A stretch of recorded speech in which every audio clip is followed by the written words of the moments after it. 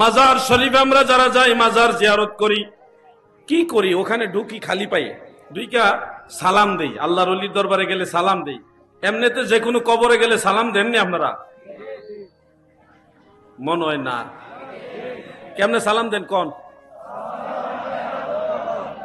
আসসালামু আলাইকুম ইয়া হালাল কুবুর, ইয়া আহলাল কুবুর, ইয়া আহলাল কুবুর। অনেকে আবার সালাম দেয় ইয়া হালাল কুবুর, ইয়া হালাল কবর বলে।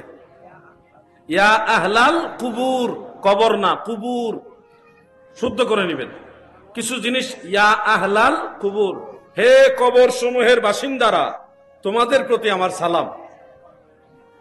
আসসালামু আলাইকুম ইয়া আহলাল কুবুর। এই জিনিসটা আমরা যেন সবাই খেয়াল করি। কবরবাসীকে সালাম দেবেন। আল্লাহর ওলির দরবারে গেলে আমরা একটু ভিন্নভাবে সালাম দিই। আসসালামু আলাইকুম ইয়া আউলিয়া আল্লাহ, অথবা আসসালামু আলাইকুম ইয়া আরওয়াহাল আকদাস, হে পবিত্র আত্মা সমূহ, আপনাদের উপর আমার সালাম। বিভিন্ন আলফাজে দেন, তবে হাদিস শরীফে যেভাবে আছে ওইভাবে আপনারা দিবেন, অন্যভাবে দেওয়া নিষেধ না।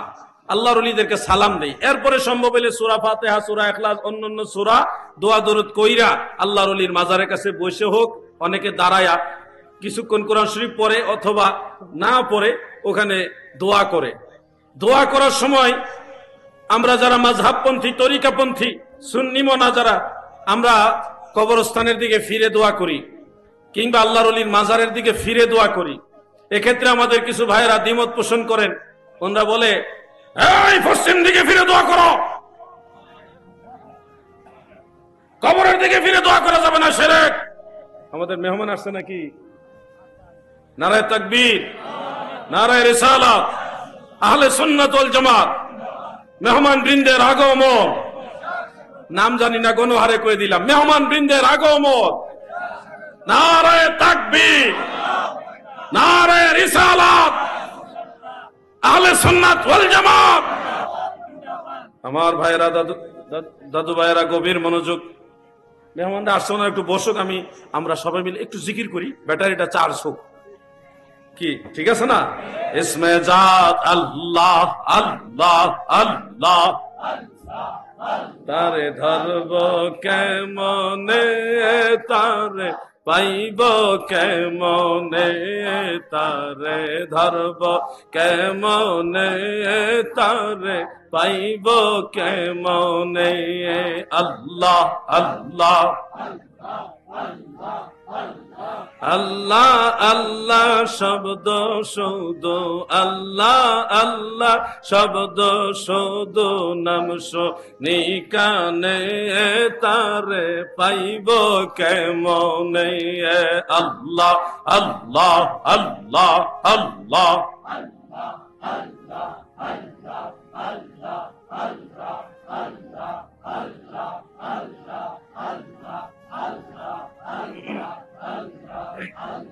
লা ইলাহা ইল্লাল্লাহু মুহাম্মাদুর রাসূলুল্লাহ সাল্লাল্লাহু আলাইহি ওয়াসাল্লাম।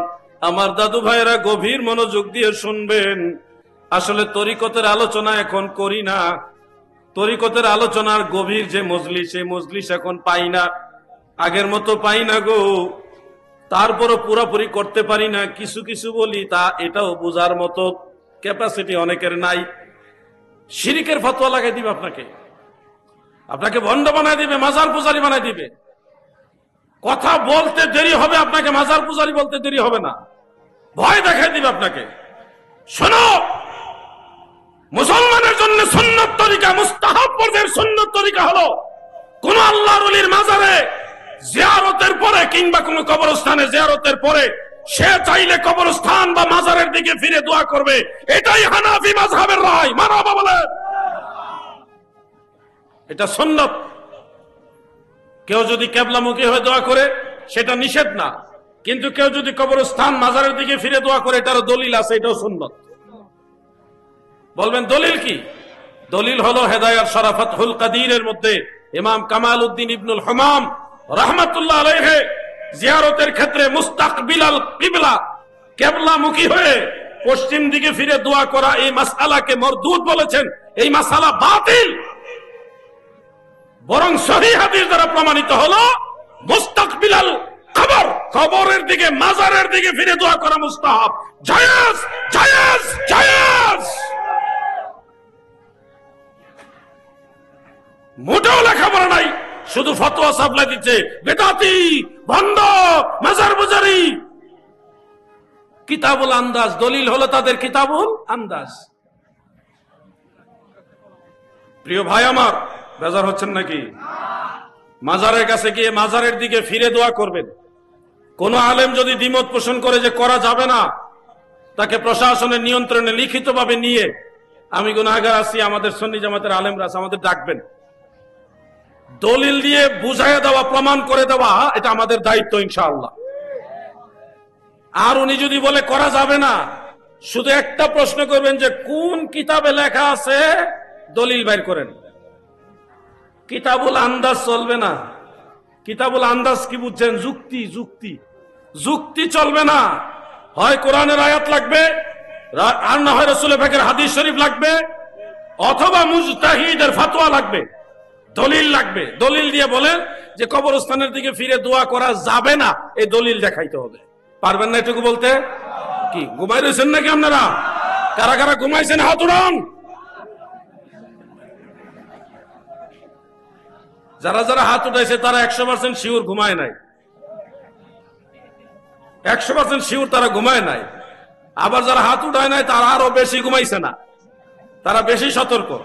তো যারা হাত উঠাইছে চিন্তা করছে হাত না উঠাইলে যদি ঠইকে যায় আমি আগে জিতমু, কই হাত উঠাই দিছে আর কি। সবসময় জিতা যায় না, অনেক সময় হারতে হয়। আমরা সবাই একটু সচেতন হই, মনোযোগ দিয়ে শুনেন। মাজারে এরপর আর কি করেন? যায়া অনেক সময় ধুলাবালি নেন, ধুলাবালিটা নিয়ে মাথায়, মুখে বুকে এইভাবে মালিশ করেন, তাই না? কি ঘুমাই রয়েছেন না আপনারা? আপনারা হয়তো ভাবতে পারেন, হ্যাঁ মাজারের ধুলাবালি কেন নিবে মাথায়? মাজারের ধুলাবালি মুখে বুকে মালিশ করবে কেন? চুমা খাইবে কেন? আরে ভাই, স্টাডি করো।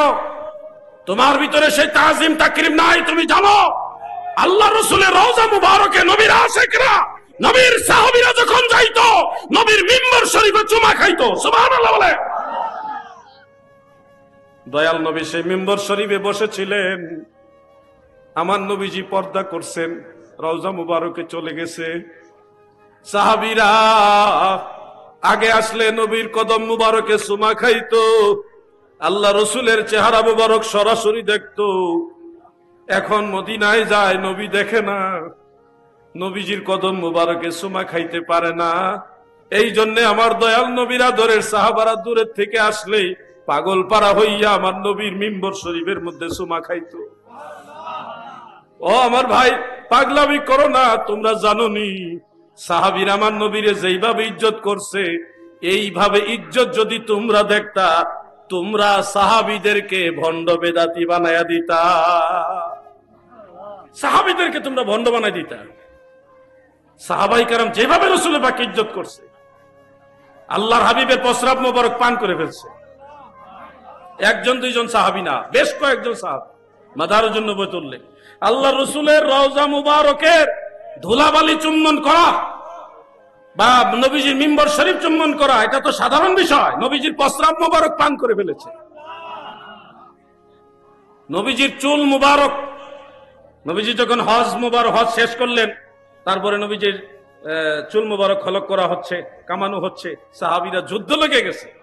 একজন আরেকজনের বাহু দিয়ে ভেবে মহব্বতে ধাক্কা দিয়া বলে, ভাই আমাকে সুযোগ দাও, আমি একটা চুল মুবারক আমার দয়াল নবীজির নিব। সাহাবীদের মধ্যে প্রতিযোগিতার লড়াই লেগে গেছে একটা চুল মুবারকের জন্য। আর তুমি বলো নবী আমার মতো মানুষ, আর আল্লাহর রাসূলের ঘাম মুবারক নেওয়ার জন্য আল্লাহর হাবিবের সাহাবারা প্রতিযোগিতা করত। সুবহানাল্লাহ বলো। আর সেই রাসূলের পাককে তাজিম তাকরিমকে আজকে তোমরা হাসরের ময়দানে দেখবা, তোমার দিকে মদিনাওয়ালা নিজে আগায় আসছে হাউজে কাউসারের পানি পান করাইবার জন্য। ময়দানে মাহশারে মহান আল্লাহ তাআলা ফেরেশতাদের মাধ্যমে ঘোষণা দেওয়াবেন, এখন কাউসারের পানি পান করানো হবে। সমগ্র হাসরবাসী পানির পিপাসায় কাতর হয়ে যাবে, চিৎকার মেরে কাঁদবে। সবারই একটা চাওয়া, আল্লাহ ছায়া দাও, পানি দাও, তৃষ্ণা নিবারণ করে দাও। আল্লাহ বিচার কার্য শুরু করেন। এই চিৎকারের মাঝে ফেরেশতারা বলবে, এখন কাউসারের পানি পান করানো হবে, শুধুমাত্র মুমিন বান্দারাই এই পানি পাবে। বাকি সবাই স্তব্ধ হয়ে দাঁড়িয়ে যাবে। এমনকি অন্য কেউ চাইলেও নড়াচড়া করতে পারবে না, অটোমেটিক তারা সেখানে দাঁড়িয়ে যাবে লোহার মতো। নড়াচড়া করার কোনো কায়দা নাই। ইমানদার মুমিন বান্দারা হাসর ময়দানে যেখানেই থাকুক, তাদের জন্য ফেরেশতারা রাস্তা করে দিবে। ওই রাস্তা দিয়ে ইস্তেকবালের সাথে সাথে হেঁটে হেঁটে তিনারা হাউজে কাউসারের কিনারে এসে দাঁড়াবে। দাঁড়িয়ে দেখবে গো, জান্নাতি টুপি মুবারক, জান্নাতি পাগড়ি মুবারক, জান্নাতি দাড়ি মুবারক, জান্নাতি নুরানি চুল মুবারক, লম্বা লম্বা চুল মুবারক ওয়ালা নূরের নবী নূর নিয়া, নূরের পেয়ালা নিয়া হাউজে কাউসারের কিনারে দাঁড়াইয়া বলে, গুনাহগার উম্মত রে,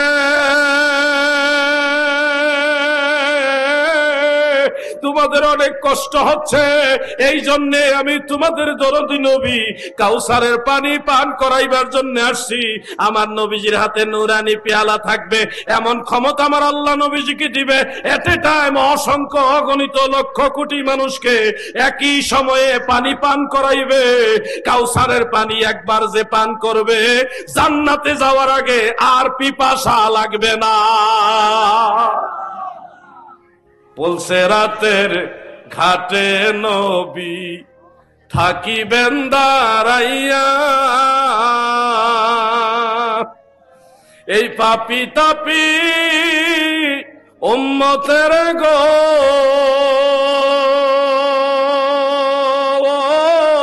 নবী নিবানি তরায় গো নবী,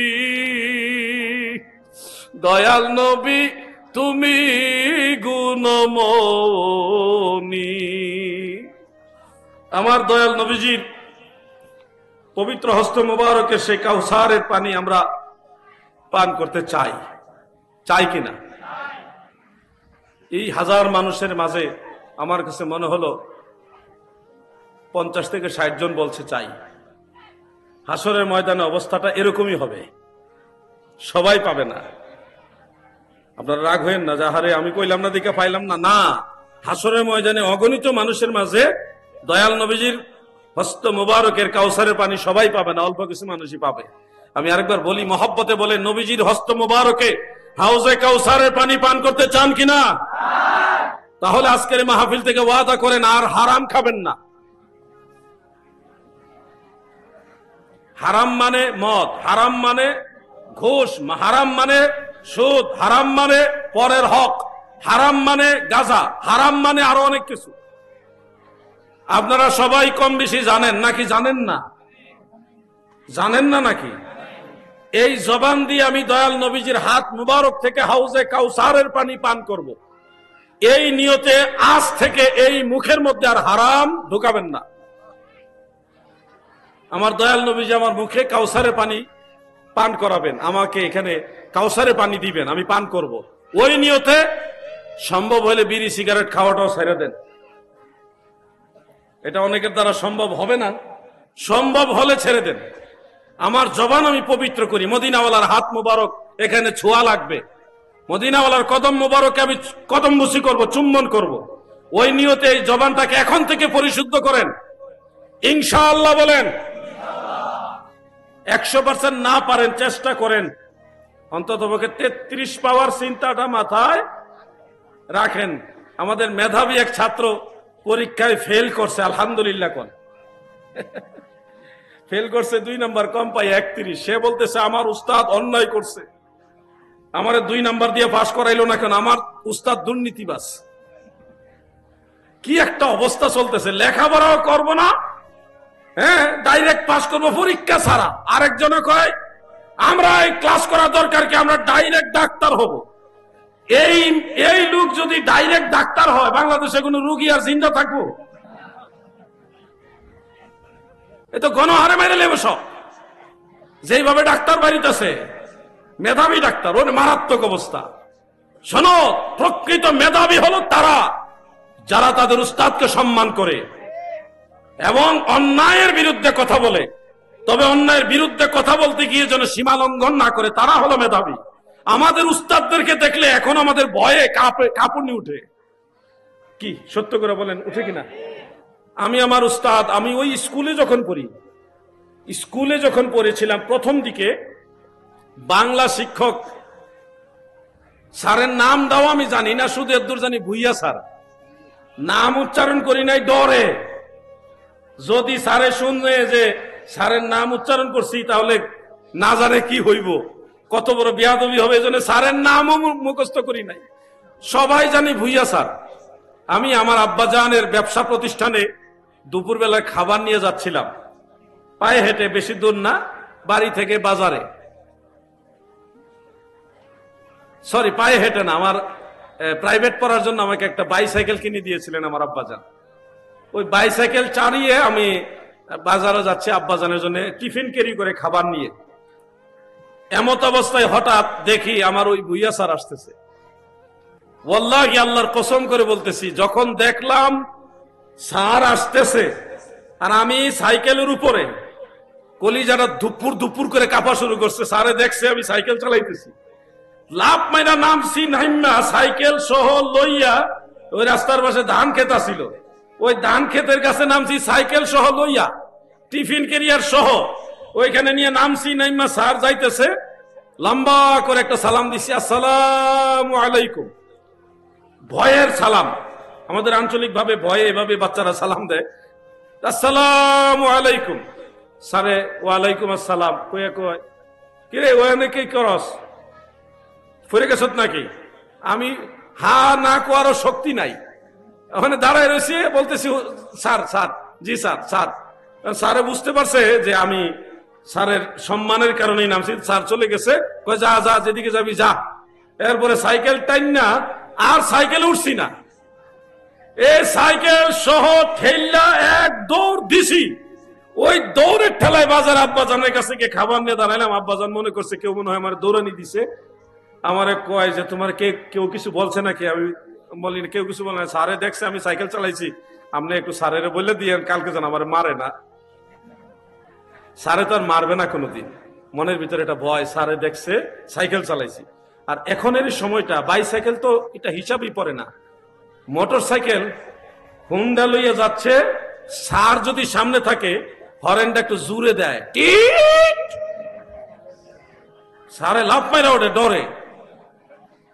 আর এখন আপডেট ভার্সন যেটা আসছে, স্যারে মেধাবী স্টুডেন্ট দেখলে ভয় পায়, কোন সমাজে পদ থেকে জুতার বালা লইয়া আইয়ে। স্কুলে ঢুকার সময় দোয়া ইউনুস পড়ে।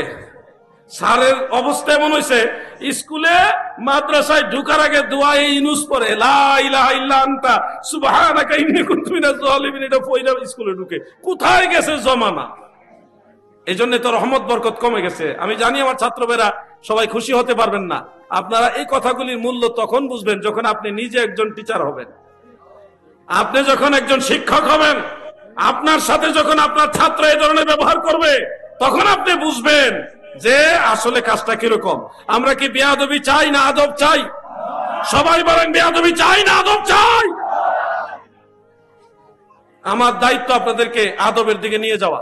সকল ছাত্রদেরকে বলছি, দুইটা কারণে তোমরা ধ্বংস হয়ে যাবা, যারা এগুলির সাথে জড়িত তাদেরকে বলছি, দুইটা কারণে তোমাদের ধ্বংস অনিবার্য। এক নম্বর কারণ, তোমরা তোমাদের উস্তাদদেরকে জুতার মালা পরিয়েছো। আরেকটা হলো আল্লাহর ওলিদের মাজারে যারা আক্রমণ করেছে। এই দুই কারণেই তোমাদের সব বরবাদ হয়ে যাবে। মৃত্যুর আগে যত তাড়াতাড়ি সম্ভব আল্লাহর ওলিদের মাজারে গিয়ে মাপ চাও, আর উস্তাদের কাছে মাপ চাও।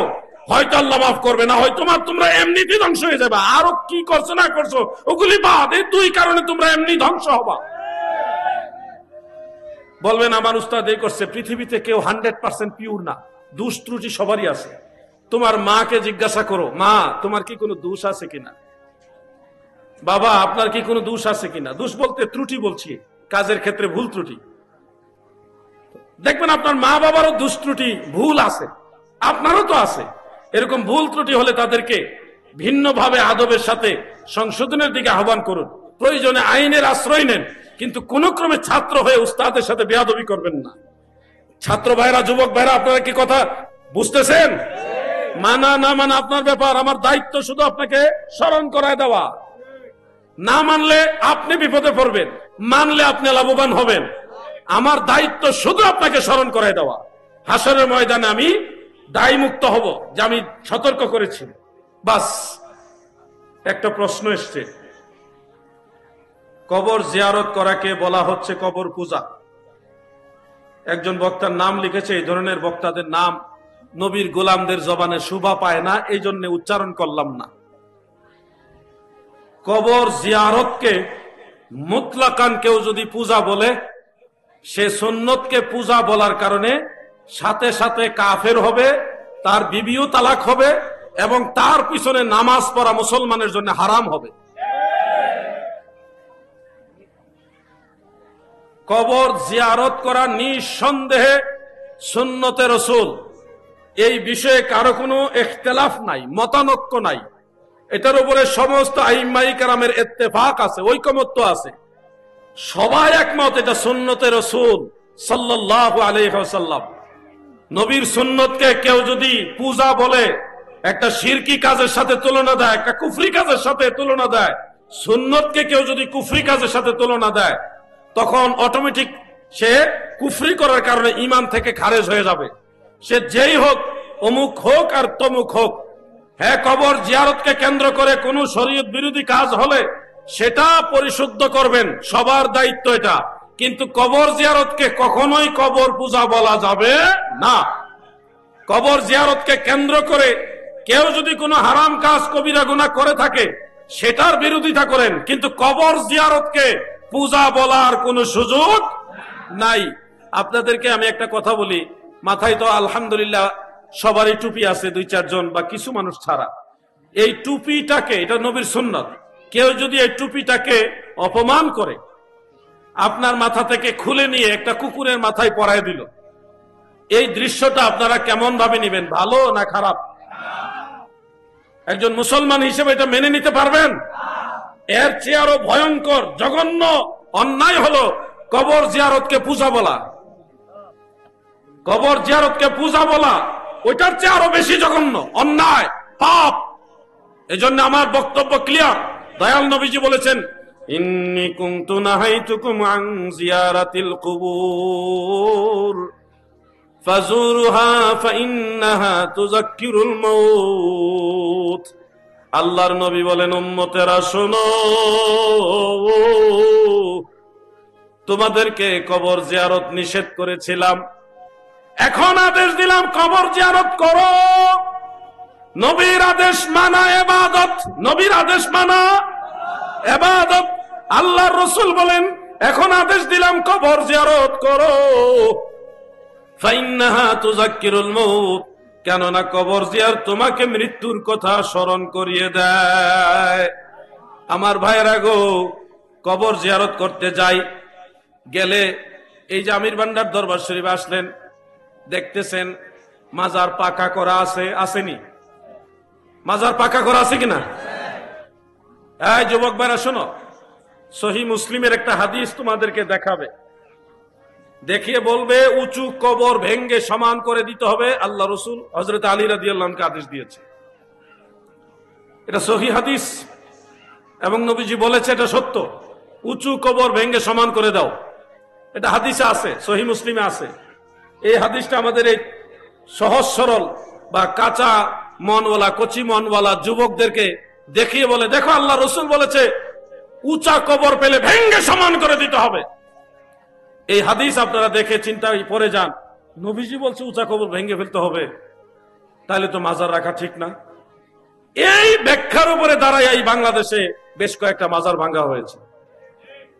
কিন্তু আজকে আমি ক্লিয়ার ভাবে বলে যাচ্ছি, দয়াল নবীজি যে উঁচু কবর ভাঙ্গার আদেশ দিয়েছেন, ওই উঁচু কবরগুলো মুসলমানের কবর ছিল না, ইহুদি নাসারা মুশরিকদের কবর ছিল।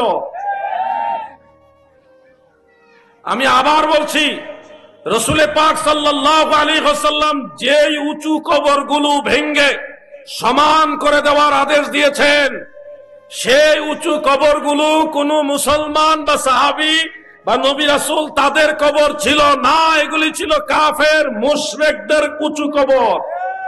বলবেন দলিল কি? দলিল সহিহ বুখারীর হাদিস। বুখারী শরীফে হযরত আনাস রাদিয়াল্লাহু আনহু বর্ণনা করেছেন এই ডিটেইলস ঘটনাটা। মসজিদে নববী শরীফ যেখানে, এখানে ইহুদিদের উঁচা উঁচা কবর ছিল। আপনারা নিশ্চয়ই খ্রিস্টান বা ইহুদিদের উঁচু কবর দেখেছেন, না দেখলে ইউটিউবে গুগলে সার্চ দিয়ে দেখে নেবেন। আমি নিজের চোখে অসংখ্য কবরস্থান দেখেছি, ফিলিস্তিন যাওয়ার পরে দেখেছি, ওখানে ইহুদিদের কবরস্থান আছে আলাদা, বিশাল কবরস্থান, উঁচা উঁচা কবর। আল্লাহ রসুল সাল্লাল্লাহু আলাইহি ওয়াসাল্লাম সেই মুশরিকদের উঁচা কবর, যেই কবরগুলি মসজিদে নববী যেখানে, এখানে উঁচু উঁচু কবর ছিল, নবীজি ওই উঁচু কবরগুলি ভেঙ্গে সমান করে ওইখানে মসজিদে নববী বানাইবার আদেশ দিয়েছিলেন। এটা সহিহ বুখারীতে উল্লেখ আছে। এখন হাদিস হলো কাফের মুশরিকদের কবর ভাঙ্গার হাদিস, কিন্তু আপনাদেরকে বুঝাইতেছে ওলিয়া উলিয়া ফির মাশায়েখদের কবর ভাঙ্গার হাদিস। কথা বুঝতেছেন না আপনারা? হাদিস কিন্তু ভুল না, হাদিস ঠিক আছে। হাদিসে বলছে মুশরিকদের কবর ভাঙ্গার কথা, আর আপনাদেরকে বলতেছে আল্লাহর ওলিদের মাজার ভাঙ্গার কথা। আমি এই আলোচনাটা বাংলাদেশে বেশ কয়েক জায়গায় করেছি। এখানে লামাযহাবীরা, মাজার বিদ্বেষী যারা, তারা কি করছে, আমার আলোচনার একটা খণ্ডিত অংশ, ওই যে আজকেও তো বলছি যে হাদিসে আছে উঁচা কবর বেলে ভেঙ্গে সমান করে দাও, এই কথাটা কাট করে নিয়ে ব্যাপকভাবে তারা প্রচার করছে। যে সুন্নি আলেম আলাউদ্দিন জিহাদি বলেছে মাজার ভেঙ্গে সমান করে দিতে হবে, এই দেখো আলাউদ্দিন জিহাদি বলেছে। মানুষ তো কাটিং করা বক্তব্য পাইয়া বলতেছে কি রে আমদার হুজুরি দি বলতেছে মাজার ভাঙতে। এই বক্তব্য আপনাদের চট্টগ্রামের একজন বয়স্ক আলেম, বয়স একটু ওভার হয়ে গেছে, আল্লাহ ওনাকে সুস্থ রাখুক, নেক হায়াত দারাজ করুক, দোয়া করি। হায়াত কম থাকলে তাড়াতাড়ি খাতেমা বিল খায়রের সাথে কবরে নুক। উনি এই কাটিং বক্তব্য শুনে আমার উপরে খেপছে। আলাউদ্দিন জিহাদি তোমার বক্তব্য উদ্ধ করো, না হলে আমি মুখ খুলবো। কি মুখ খুলবেন? আপনার মুখ খোলার আগে আপনার জন্য ওয়াজিব এই বিষয়টা ভালোভাবে গবেষণা করা, তাহকিক করা, জানা। আমি বেঁচে আছি আমাকে জিজ্ঞাসা করা আপনার জন্য ওয়াজিব, তারপরে ফতোয়া। ফতোয়া যখন তখন দিলে এটার ভ্যালু কমে যায়। এজন্য বলছে আল্লাহ আপনাকে হায়াত দারাজ করুক, সুস্থ রাখুক, আর যদি হায়াত না থাকে খাতেমা বিল খায়রের সাথে তাড়াতাড়ি মৃত্যু হোক, তাইলে আপনি ভেজাল লাগাবেন। আরো যে কোনো ব্যাপারে ফতোয়া দেওয়ার আগে এই বিষয়টা নিয়ে স্টাডি করতে হবে আপনাকে। এই বিষয়টা নিয়ে স্টাডি করে তারপর আপনাকে সিদ্ধান্ত দিতে হবে, তাও প্রতিপক্ষ যা আছে তার কাছ থেকে ব্যাখ্যা জানতে হবে। আল্লাহর ওলিদের মাজার ভাঙ্গা যারা বলছে তারা মিথ্যাবাদী, তাদের দলিল ভুয়া, কারণ তারা হাদিস দেয় একটা, বুঝায় আরেকটা। হাদিসে বলা হয়েছে কাফের মুশরিকদের কবর ভাঙ্গার ব্যাপারে, আর তারা আল্লাহর ওলিদের মাজার ভাঙতেছে। অতএব তারা নবীর হাদিসকে বিকৃত রূপে মানুষের কাছে উপস্থাপন করে মানুষকে ভুল পথে নিচ্ছে। কথা ঠিক না বেঠে? আরেকটা হাদিস বলেই আমার আলোচনা শেষ করে দিচ্ছি। সে হাদিসটা যুবক ভাইরা আপনাদের জন্য বলছি। সহিহ মুসলিমের মধ্যে উল্লেখ, নাহা রাসূলুল্লাহ সাল্লাল্লাহু আলাইহি ওয়াসাল্লাম আইয়ুজাসসাসা আল কবর ওয়া আইয়ুকআদা আলাইহি ওয়া আইয়ুবনা আলাইহি, রাওয়াহু মুসলিম। নবী করিম সাল্লাল্লাহু আলাইহি ওয়াসাল্লাম কবরকে চুনকাম করতে, কবরের মধ্যে বিভিন্ন রং বেরং বা চুনকাম এগুলি করতে নিষেধ করেছেন। প্রিয় নবীজি কবরের উপরে বসতে নিষেধ করেছেন। আল্লাহ রসুল কবর পাকা করতে নিষেধ করেছেন। এই হাদিস সহিহ, সঠিক হাদিস। এই যে কথাটা, এটা আবার দেখবেন কাট করে লাগাই দিছে, প্রচার করে দিছে। আলাউদ্দিন জিহাদি কইছে মাজার পাকা করা জায়েজ নাই। এইটার উপরে আবার আরেক মুরব্বী ফতোয়া দেওয়ার জন্য রেডি হোক। কি যে জালাত আছি। মাজার পাকা করতে প্রিয় নবীজি নিষেধ করেছেন, হাদিস সঠিক। কিন্তু শুনুন, একটা হাদিস পড়লে হবে না, এই ব্যাপারে আরো হাদিস আছে। আমার কাছে কমপক্ষে 50টার উপরে হাদিস আছে মাজার পাকা করার পক্ষে। আপনি নাজায়েজ প্রমাণ করবেন একটা বা দুইটা, না 10টা হাদিস দিয়ে নাজায়েজ প্রমাণ করবেন। আমি 50টার বেশি হাদিস দিয়ে প্রমাণ করব কবর পাকা করাও জায়েজ আছে। তাহলে কি হাদিস এক হাদিস আরেকটার বিরুদ্ধে নাকি? হাদিসে হাদিসে কি লড়াই আছে নাকি? না, সব হাদিস স্ব স্থানে সঠিক, কিন্তু বুঝার মধ্যে ভেজাল আছে, বুঝার মধ্যে ভুল, বুঝার মধ্যে দোষ বা ত্রুটি। মনে রাখবেন, কবর পাকা করতে দয়াল নবীজি নিষেধ করেছেন, এটা সত্য।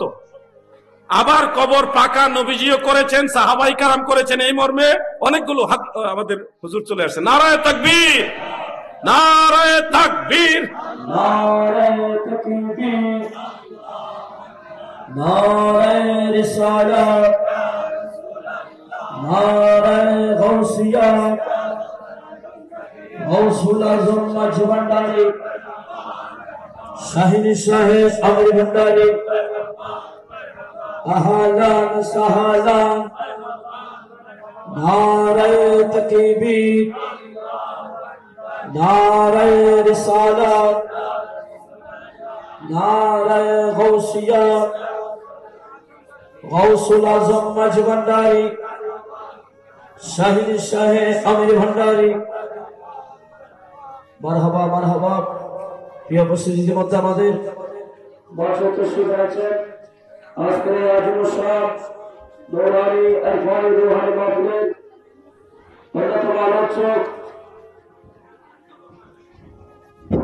সুদূর ঢাকা থেকে মুরাদুল্লাহ আহমদ সুন্নাহ হযরতুল আল্লামা জনাবে মাওলানা আল্লামা মুফতি ফজলুদ্দিন সরকার সালেহী।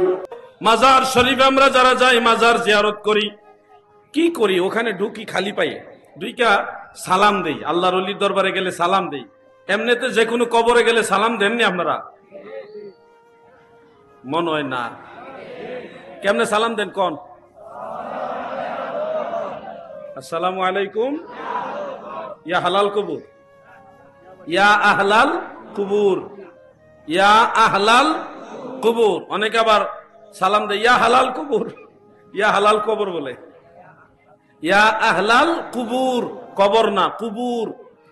শুদ্ধ করে নেবেন কিছু জিনিস। ইয়া আহলাল কুবুর, হে কবর সমূহের বাসিন্দারা, তোমাদের প্রতি আমার সালাম। আসসালামু আলাইকুম ইয়া আহলাল কুবুর। এই জিনিসটা আমরা যেন সবাই খেয়াল করি। কবরবাসীকে সালাম দেবেন। আল্লাহর ওলির দরবারে গেলে আমরা একটু ভিন্নভাবে সালাম দিই। আসসালামু আলাইকুম ইয়া আউলিয়া আল্লাহ, অথবা আসসালামু আলাইকুম ইয়া আরওয়াহাল আকদাস, হে পবিত্র আত্মা সমূহ, আপনাদের উপর আমার সালাম। বিভিন্ন আলফাজে দেন, তবে হাদিস শরীফে যেভাবে আছে ওইভাবে আপনারা দিবেন, অন্যভাবে দেওয়া নিষেধ না। আল্লাহর ওলিদেরকে সালাম দেই। এরপরে সম্ভব হলে সূরা ফাতিহা, সূরা ইখলাস, অন্যান্য সূরা দোয়া দরুদ কইরা আল্লাহর ওলির মাজারের কাছে বসে হোক, অনেকে দাঁড়ায়া কিছুক্ষণ কোরআন শরীফ পড়ে, অথবা না পড়ে ওখানে দোয়া করে। দোয়া করার সময় আমরা যারা মাযহাবপন্থী, তরিকাপন্থী, সুন্নি মনা যারা, আমরা কবরস্থানের দিকে ফিরে দোয়া করি, কিংবা আল্লাহর ওলির মাজারের দিকে ফিরে দোয়া করি। এক্ষেত্রে আমাদের কিছু ভাইয়েরা দ্বিমত পোষণ করেন। ওনারা বলে এই পশ্চিম দিকে ফিরে দোয়া করো, কবরের দিকে ফিরে দোয়া করা যাবে না, শিরক। আমাদের মেহমান আসছে নাকি? নারায়ে তাকবীর, নারায়ে রিসালাত, আহলে সুন্নাত ওয়াল জামাত, মেহমান বৃন্দের আগমন। নাম জানি না, গণহারে কয়ে দিলাম। মেহমান বৃন্দের আগমন। নারায়ে তাকবীর, নারায়ে রিসালাত, আহলে সুন্নাত ওয়াল জামাত। আমার ভাইয়েরা, দাদু ভাইয়েরা, গভীর মনোযোগ। মেহমানরা আসছে না, একটু বসুক, আমরা সবাই মিলে একটু জিকির করি, ব্যাটারিটা চার্জ হোক। কি ঠিক আছে না? ইসমে জাত আল্লাহ আল্লাহ আল্লাহ, তারে ধরব কেমনে, তারে পাইব কেমনে, তারে ধরব কেমনে, তারে পাইব কেমনে। আল্লাহ আল্লাহ আল্লাহ আল্লাহ শব্দ শুধু আল্লাহ আল্লাহ শব্দ শুধু নাম নিকানে তারে পাইব কেমনে আল্লাহ আল্লাহ আল্লাহ আল্লাহ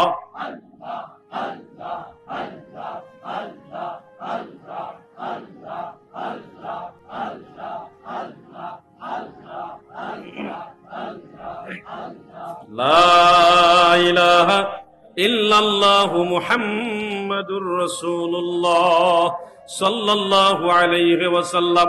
আমার দাদু ভাইরা গভীর মনোযোগ দিয়ে শুনবেন। আসলে তরিকতের আলোচনা এখন করি না, তরিকতের আলোচনার গভীর যে মজলিস, সেই মজলিস এখন পাই না, আগের মতো পাই না গো। তারপরও পুরোপুরি করতে পারি না, কিছু কিছু বলি, তা এটাও বোঝার মতো ক্যাপাসিটি অনেকের নাই। শিরিকের ফতোয়া লাগাই দিবে আপনাকে, আপনাকে ভণ্ড বানাই দিবে, মাজার পূজারি বানাই দিবে।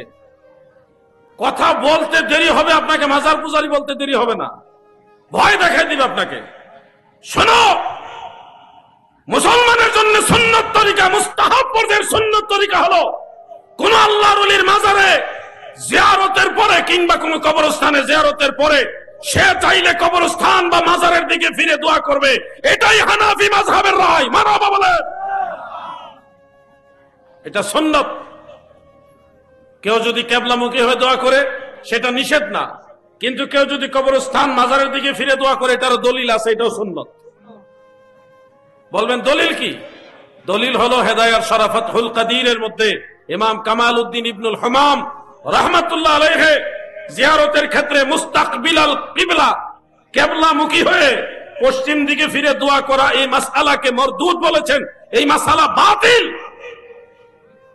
বরং সহিহ হাদিস দ্বারা প্রমাণিত হলো মুস্তাকবিলাল কবর, কবরের দিকে মাজারের দিকে ফিরে দোয়া করা মুস্তাহাব, জায়েজ জায়েজ জায়েজ। মোটেও লেখাপড়া নাই, শুধু ফতোয়া সাপ্লাই দিচ্ছে, বেদাতি, ভণ্ড, মাজার পূজারি। কিতাবুল আন্দাজ, দলিল হলো তাদের কিতাবুল আন্দাজ। প্রিয় ভাই আমার, বেজার হচ্ছেন নাকি? মাজারের কাছে গিয়ে মাজারের দিকে ফিরে দোয়া করবেন। কোন আলেম যদি দ্বিমত পোষণ করে যে করা যাবে না, তাকে প্রশাসনের নিয়ন্ত্রণে লিখিতভাবে নিয়ে, আমি গুনাহগার আছি, আমাদের সুন্নি জামাতের আলেমরা আছে, আমাদের ডাকবেন, দলিল দিয়ে বুঝাইয়া দেওয়া, প্রমাণ করে দেওয়া, এটা আমাদের দায়িত্ব ইনশাআল্লাহ। আর উনি যদি বলে করা যাবে না, শুধু একটা প্রশ্ন করবেন যে কোন কিতাবে লেখা আছে, দলিল বাইর করেন। কিতাবুল আন্দাজ চলবে না। কিতাবুল আন্দাজ কি বুঝছেন? যুক্তি, যুক্তি, যুক্তি চলবে না। হয় কোরআনের আয়াত লাগবে, আর না হয় রাসূলের পাকের হাদিস শরীফ লাগবে, অথবা মুজতাহিদের ফতোয়া লাগবে, দলিল লাগবে। দলিল দিয়ে বলেন যে কবরস্থানের দিকে ফিরে দোয়া করা যাবে না, এই দলিল দেখাইতে হবে। পারবেন না এটুকু বলতে? কি ঘুমাই রয়েছেন নাকি আপনারা? কারা কারা ঘুমাইছেন হাত উঠান। যারা যারা হাত উঠাইছে তারা 100% শিওর ঘুমায় নাই,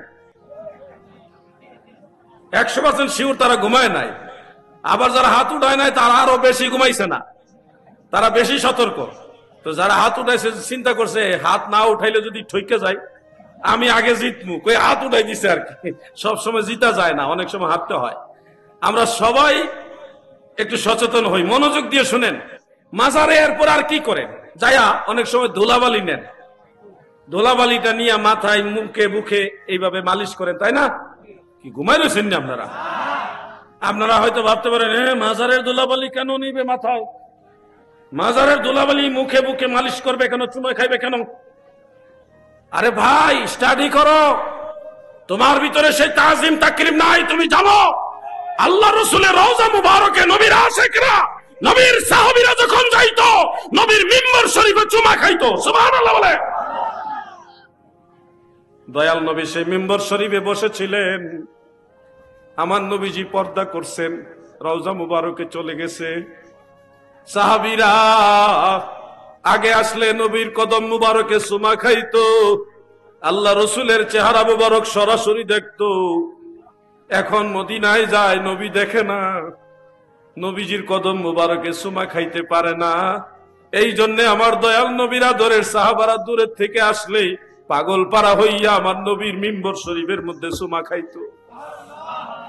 ও আমার ভাই, পাগলামি করো না। তোমরা জানোনি সাহাবীর আমার নবীরে যেইভাবে ইজ্জত করছে, এইভাবে ইজ্জত যদি তোমরা দেখতা, তোমরা সাহাবীদেরকে ভণ্ড বেদাতি বানায়া দিতা।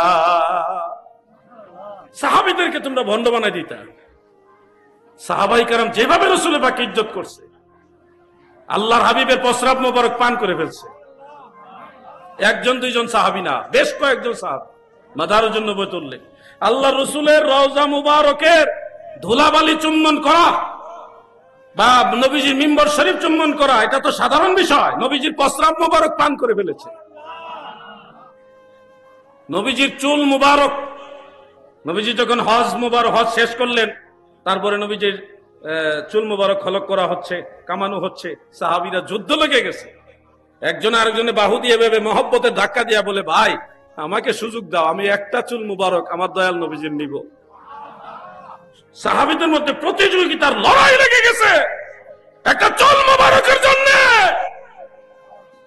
আর তুমি বলো নবী আমার মতো মানুষ, আর আল্লাহর রাসূলের ঘাম মুবারক নেওয়ার জন্য আল্লাহর হাবিবের সাহাবারা প্রতিযোগিতা করত। সুবহানাল্লাহ বলো।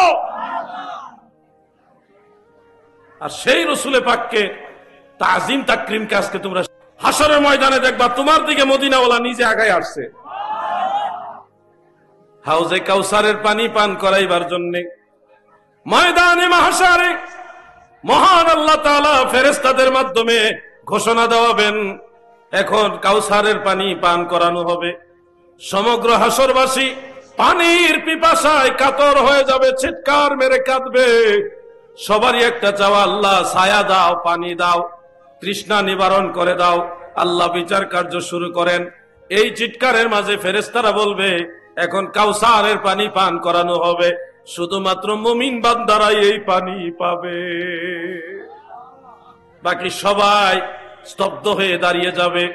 এমনকি অন্য কেউ চাইলেও নড়াচড়া করতে পারবে না, অটোমেটিক তারা সেখানে দাঁড়িয়ে যাবে লোহার মতো। নড়াচড়া করার কোনো কায়দা নাই। ইমানদার মুমিন বান্দারা হাসর ময়দানে যেখানেই থাকুক, তাদের জন্য ফেরেশতারা রাস্তা করে দিবে। ওই রাস্তা দিয়ে ইস্তেকবালের সাথে সাথে হেঁটে হেঁটে তিনারা হাউজে কাউসারের কিনারে এসে দাঁড়াবে। দাঁড়িয়ে দেখবে গো, জান্নাতি টুপি মুবারক, জান্নাতি পাগড়ি মুবারক, জান্নাতি দাড়ি মুবারক, জান্নাতি নুরানি চুল মুবারক, লম্বা লম্বা চুল মুবারক ওয়ালা নূরের নবী নূর নিয়া, নূরের পেয়ালা নিয়া হাউজে কাউসারের কিনারে দাঁড়াইয়া বলে, গুনাহগার উম্মত রে,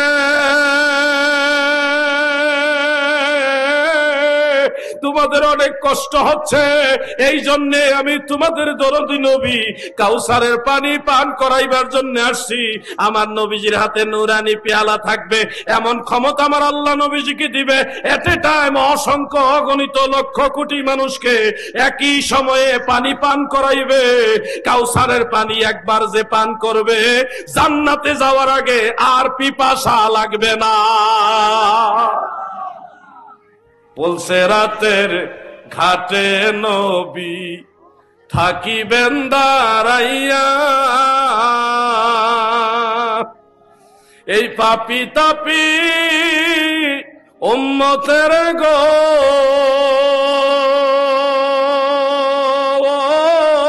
নবী নিবানি তরায় গো নবী,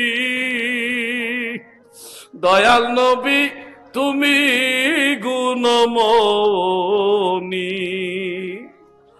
আমার দয়াল নবীজির পবিত্র হস্ত মুবারকের সেই কাউসারের পানি আমরা পান করতে চাই, চাই কিনা? এই হাজার মানুষের মাঝে আমার কাছে মনে হলো 50 থেকে 60 জন বলছে চাই। হাসরের ময়দানে অবস্থাটা এরকমই হবে, সবাই পাবে না। আপনারা রাগ হইেন না, যাহারে আমি কইলাম না দিকে পাইলাম না, না, হাসরের ময়দানে অগণিত মানুষের মাঝে দয়াল নবীজির হস্ত মুবারকের কাউসারের পানি সবাই পাবে না, অল্প কিছু মানুষই পাবে। আমি আরেকবার বলি, মহব্বতে বলে, নবীজির হস্ত মুবারকে হাউজে কাউসারের পানি পান করতে চান কিনা? তাহলে আজকের এই মাহফিল থেকে ওয়াদা করেন আর হারাম খাবেন না। হারাম মানে মদ, হারাম মানে ঘুষ, হারাম মানে সুদ, হারাম মানে পরের হক, হারাম মানে গাঁজা, হারাম মানে আরো অনেক কিছু। আপনারা সবাই কম বেশি জানেন নাকি জানেন না? জানেন না নাকি? এই জবান দিয়ে আমি দয়াল নবীজির হাত মুবারক থেকে হাউজে কাউসারের পানি পান করব, এই নিয়তে আজ থেকে এই মুখের মধ্যে আর হারাম ঢুকাবেন না। আমার দয়াল নবীজি আমার মুখে কাউসারের পানি পান করাবেন, আমাকে এখানে কাউসারের পানি দিবেন, আমি পান করব। ওই নিয়তে সম্ভব হলে বিড়ি সিগারেট খাওয়াটাও ছেড়ে দেন। এটা অনেকের দ্বারা সম্ভব হবে না, সম্ভব হলে ছেড়ে দেন। আমার জবান আমি পবিত্র করি, মদিনাওয়ালার হাত মুবারক এখানে ছোঁয়া লাগবে, মদিনাওয়ালার কদম মুবারকে আমি কদম বুসি করব, চুম্বন করব। ওই নিয়তে এই জবানটাকে এখন থেকে পরিশুদ্ধ করেন, ইনশাআল্লাহ বলেন।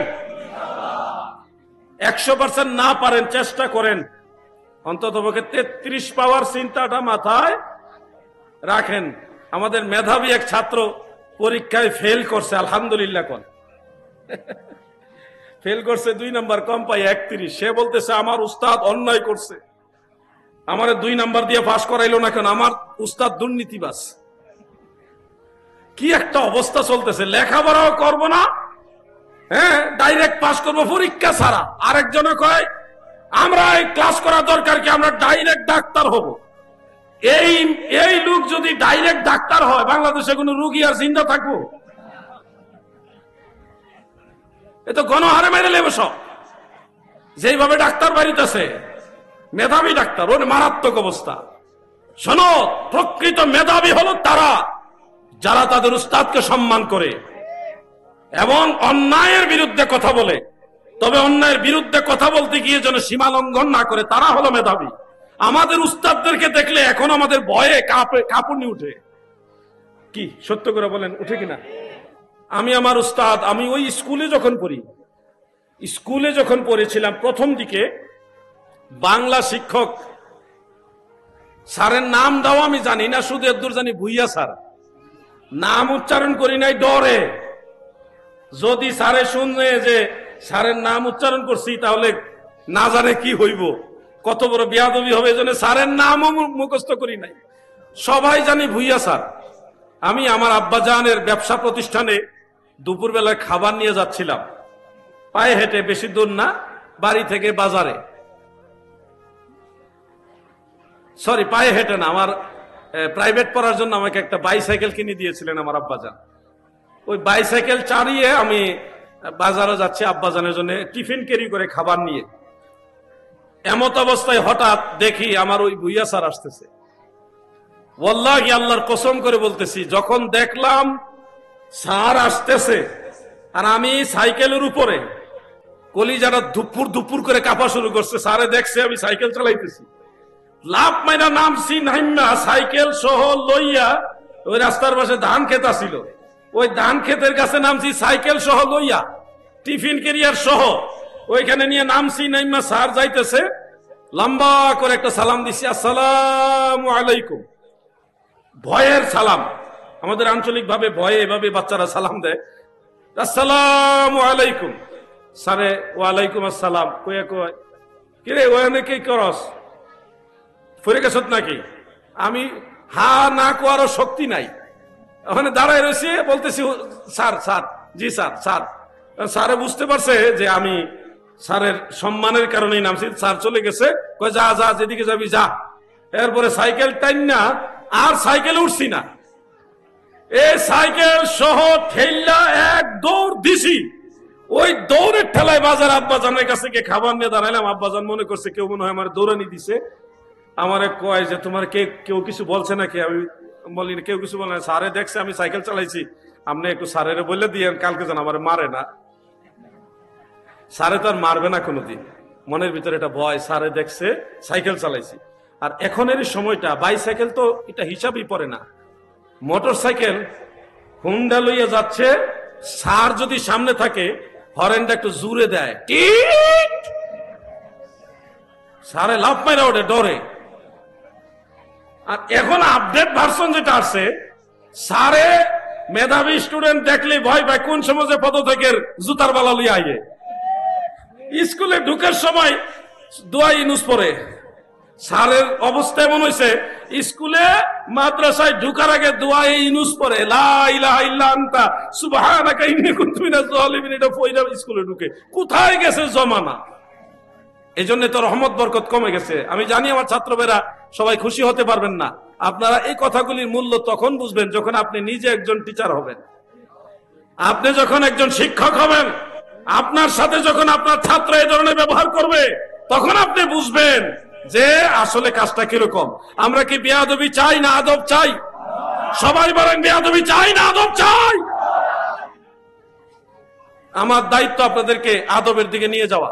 সকল ছাত্রদেরকে বলছি, দুইটা কারণে তোমরা ধ্বংস হয়ে যাবা। যারা এগুলির সাথে জড়িত তাদেরকে বলছি, দুইটা কারণে তোমাদের ধ্বংস অনিবার্য। এক নম্বর কারণ, তোমরা তোমাদের উস্তাদদেরকে জুতার মালা পরিয়েছো। আরেকটা হলো আল্লাহর ওলিদের মাজারে যারা আক্রমণ করেছে। এই দুই কারণে তোমাদের সব বরবাদ হয়ে যাবে। মৃত্যুর আগে যত তাড়াতাড়ি সম্ভব আল্লাহর ওলিদের মাজারে গিয়ে মাপ চাও, আর উস্তাদের কাছে মাপ চাও। হয়তো আল্লাহ মাফ করবে, না হয়তো তোমরা এমনিতেই ধ্বংস হয়ে যাবে। আরো কি করছো না করছো ওগুলি বাদ, এই দুই কারণে তোমরা এমনি ধ্বংস হবা। বলবেন আমার উস্তাদ এই করছে। পৃথিবীতে কেউ 100% পিওর না, দোষ ত্রুটি সবারই আছে। তোমার মাকে জিজ্ঞাসা করো, মা তোমার কি কোনো দোষ আছে কিনা, বাবা আপনার কি কোনো দোষ আছে কিনা। দোষ বলতে ত্রুটি বলছি, কাজের ক্ষেত্রে ভুল ত্রুটি। দেখবেন আপনার মা বাবারও দোষ ত্রুটি ভুল আছে, আপনারও তো আছে। এরকম ভুল ত্রুটি হলে তাদেরকে ভিন্নভাবে আদবের সাথে সংশোধনের দিকে আহ্বান করুন। প্রয়োজনে আইনের আশ্রয় নেন, কিন্তু কোন ক্রমে ছাত্র হয়ে উস্তাদের সাথে বেয়াদবি করবেন না। ছাত্র ভাইরা, যুবক ভাইরা, আপনারা কি কথা বুঝতেছেন? মানা না মানা আপনার ব্যাপার। আমার দায়িত্ব শুধু আপনাকে স্মরণ করায় দেওয়া। না মানলে আপনি বিপদে পড়বেন, মানলে আপনি লাভবান হবেন।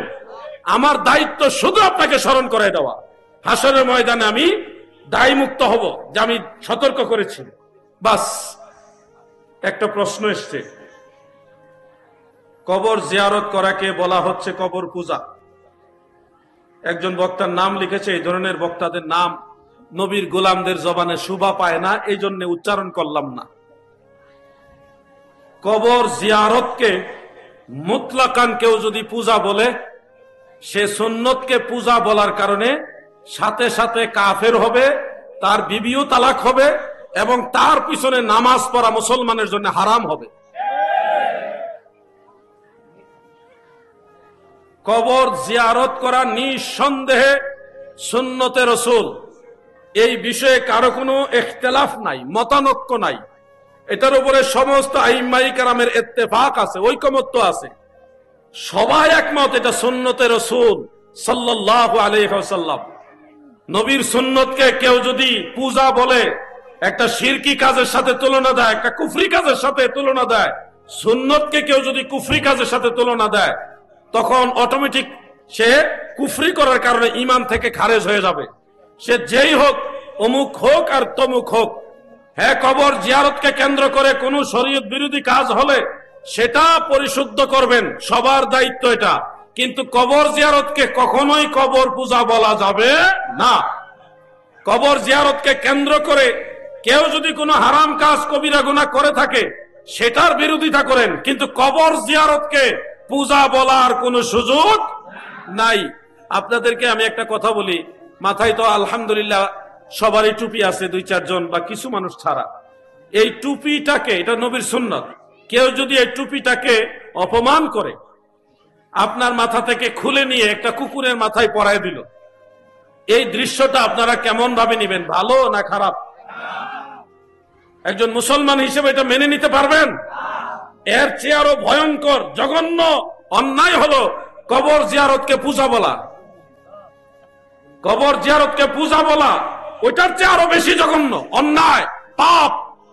এজন্য আমার বক্তব্য ক্লিয়ার। দয়াল নবীজি বলেছেন, ইন্নী কুনতু নাহাইতুকুম আন জিয়ারাতিল কুবুর ফাজুরুহা ফাইন্নাহা তুযাক্কিরুল মাউত। আল্লাহর নবী বলেন, উম্মতেরা শোনো, তোমাদেরকে কবর জিয়ারত নিষেধ করেছিলাম, এখন আদেশ দিলাম কবর জিয়ারত করো। নবীর আদেশ মানা ইবাদত, নবীর আদেশ মানা ইবাদত। আল্লাহর রাসূল বলেন এখন আদেশ দিলাম কবর জিয়ারত করো। ফাইন্নাহা তুযাক্কিরুল মাউত, কেননা কবর জিয়ারত তোমাকে মৃত্যুর কথা স্মরণ করিয়ে দেয়। আমার ভাইয়েরা গো, কবর জিয়ারত করতে যাই, গেলে এই যে আমির ভান্ডার দরবার শরীফে আসলেন, দেখতেছেন মাজার পাকা করা আছে, আসেনি? মাজার পাকা করা আছে কিনা?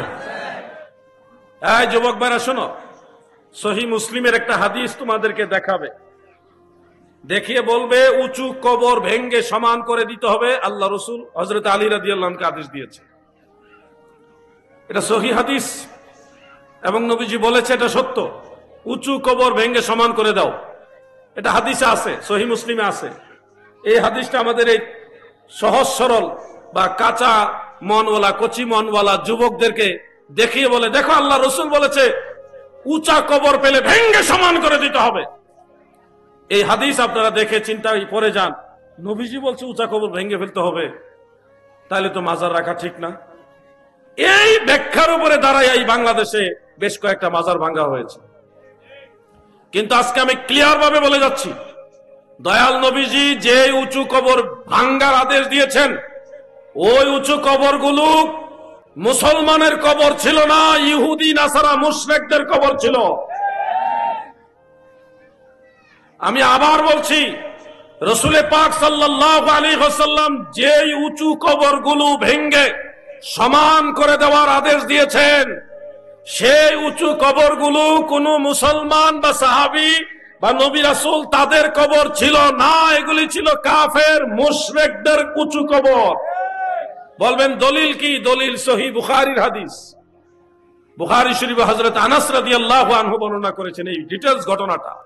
মসজিদে নববী শরীফ যেখানে, এখানে ইহুদিদের উঁচা উঁচা কবর ছিল। আপনারা নিশ্চয়ই খ্রিস্টান বা ইহুদিদের উঁচু কবর দেখেছেন, না দেখলে ইউটিউবে গুগলে সার্চ দিয়ে দেখে নেবেন। আমি নিজের চোখে অসংখ্য কবরস্থান দেখেছি, ফিলিস্তিন যাওয়ার পরে দেখেছি, ওখানে ইহুদিদের কবরস্থান আছে আলাদা, বিশাল কবরস্থান, উঁচা উঁচা কবর। আল্লাহর রাসূল সাল্লাল্লাহু আলাইহি ওয়াসাল্লাম সেই মুশরিকদের উঁচা কবর, যেই কবরগুলি মসজিদে নববী যেখানে, এখানে উঁচু উঁচু কবর ছিল, নবীজি ওই উঁচু কবরগুলি ভেঙ্গে সমান করে ওইখানে মসজিদে নববী বানাইবার আদেশ দিয়েছিলেন। এটা সহিহ বুখারীতে উল্লেখ আছে। এখন হাদিস হলো কাফের মুশরিকদের কবর ভাঙ্গার হাদিস, কিন্তু আপনাদেরকে বুঝাইতেছে ওলিয়া উলিয়া ফির মাশায়েখদের কবর ভাঙ্গার হাদিস। কথা বুঝতেছেন না আপনারা? হাদিস কিন্তু ভুল না, হাদিস ঠিক আছে। হাদিসে বলছে মুশরিকদের কবর ভাঙ্গার কথা, আর আপনাদেরকে বলতেছে আল্লাহর ওলিদের মাজার ভাঙ্গার কথা। আমি এই আলোচনাটা বাংলাদেশে বেশ কয়েক জায়গায় করেছি।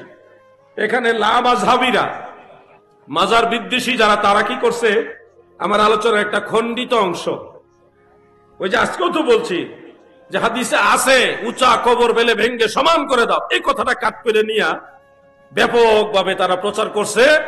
দে সুন্নি আলেম আলাউদ্দিন জিহাদি বলেছে মাজার ভেঙ্গে সমান করে দিতে হবে, এই দেখো আলাউদ্দিন জিহাদি বলেছে। মানুষ তো কাটিং করা বক্তব্য পাইয়া বলতেছে, কি রে আমদার হুজুরি দি বলতেছে মাজার ভাঙতে। এই বক্তব্য আপনাদের চট্টগ্রামের একজন বয়স্ক আলেম, বয়স একটু ওভার হয়ে গেছে, আল্লাহ ওনাকে সুস্থ রাখুক, নেক হায়াত দারাজ করুক, দোয়া করি। হায়াত কম থাকলে তাড়াতাড়ি খাতেমা বিল খায়রের সাথে কবরে নুক। উনি এই কাটিং বক্তব্য শুনে আমার উপরে খেপছে, আলাউদ্দিন জিহাদি তোমার বক্তব্য উদ্ধ করো, না হলে আমি মুখ খুলব।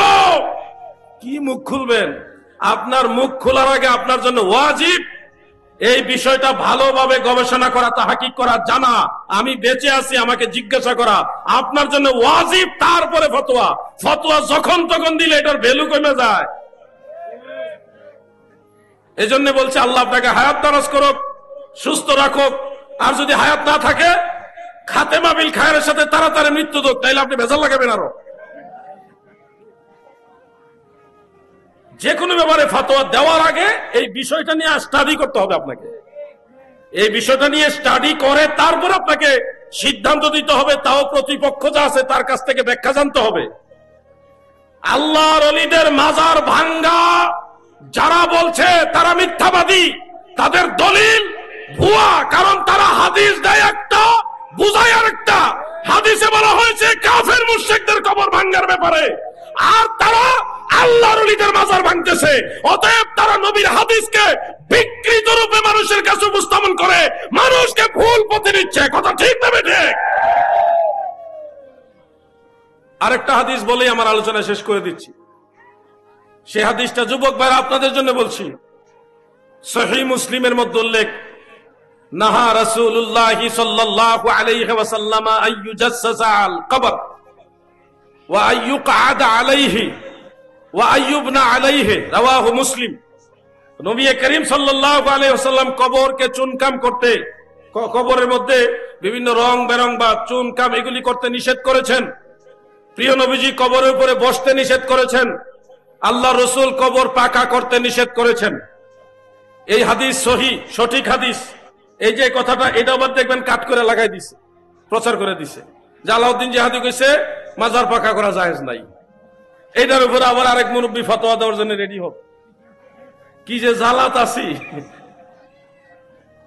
মাজার পাকা করতে প্রিয় নবীজি নিষেধ করেছেন, হাদিস সঠিক। কিন্তু শুনুন, একটা হাদিস পড়লে হবে না, এই ব্যাপারে আরো হাদিস আছে। আমার কাছে কম পক্ষে 50টার উপরে হাদিস আছে মাজার পাকা করার পক্ষে। আপনি নাজায়েজ প্রমাণ করবেন একটা বা দুইটা, না 10টা হাদিস দিয়ে নাজায়েজ প্রমাণ করবেন। আমি 50টার বেশি হাদিস দিয়ে প্রমাণ করব কবর পাকা করাও জায়েজ আছে। তাহলে কি হাদিস, এক হাদিস আরেকটার বিরুদ্ধে নাকি? হাদিসে হাদিসে কি লড়াই আছে নাকি? না, সব হাদিস স্ব স্থানে সঠিক, কিন্তু বুঝার মধ্যে ভেজাল আছে, বুঝার মধ্যে ভুল, বুঝার মধ্যে দোষ বা ত্রুটি। মনে রাখবেন, কবর পাকা করতে দয়াল নবীজি নিষেধ করেছেন, এটা সত্য। আবার কবর পাকা নবীজিও করেছেন, সাহাবাই কারাম করেছেন। এই মর্মে অনেকগুলো আমাদের হুজুর চলে আসছে। নারায়ে তাকবীর, নারায়ে তাকবীর, নারায়ে তাকবীর, নারায়ে রিসালাত, নারায়ে গাউসিয়া, গাউসুল আজম মাঝ ভান্ডারী, শাহিন শাহে আমির ভান্ডারী, আহলান সাহলান, নারায়ে তাকবীর, নারায়ে রিসালাত, নারায়ে গাউসিয়া, গাউসুল আজম মাঝ ভান্ডারী, শাহিন শাহে আমির ভান্ডারী।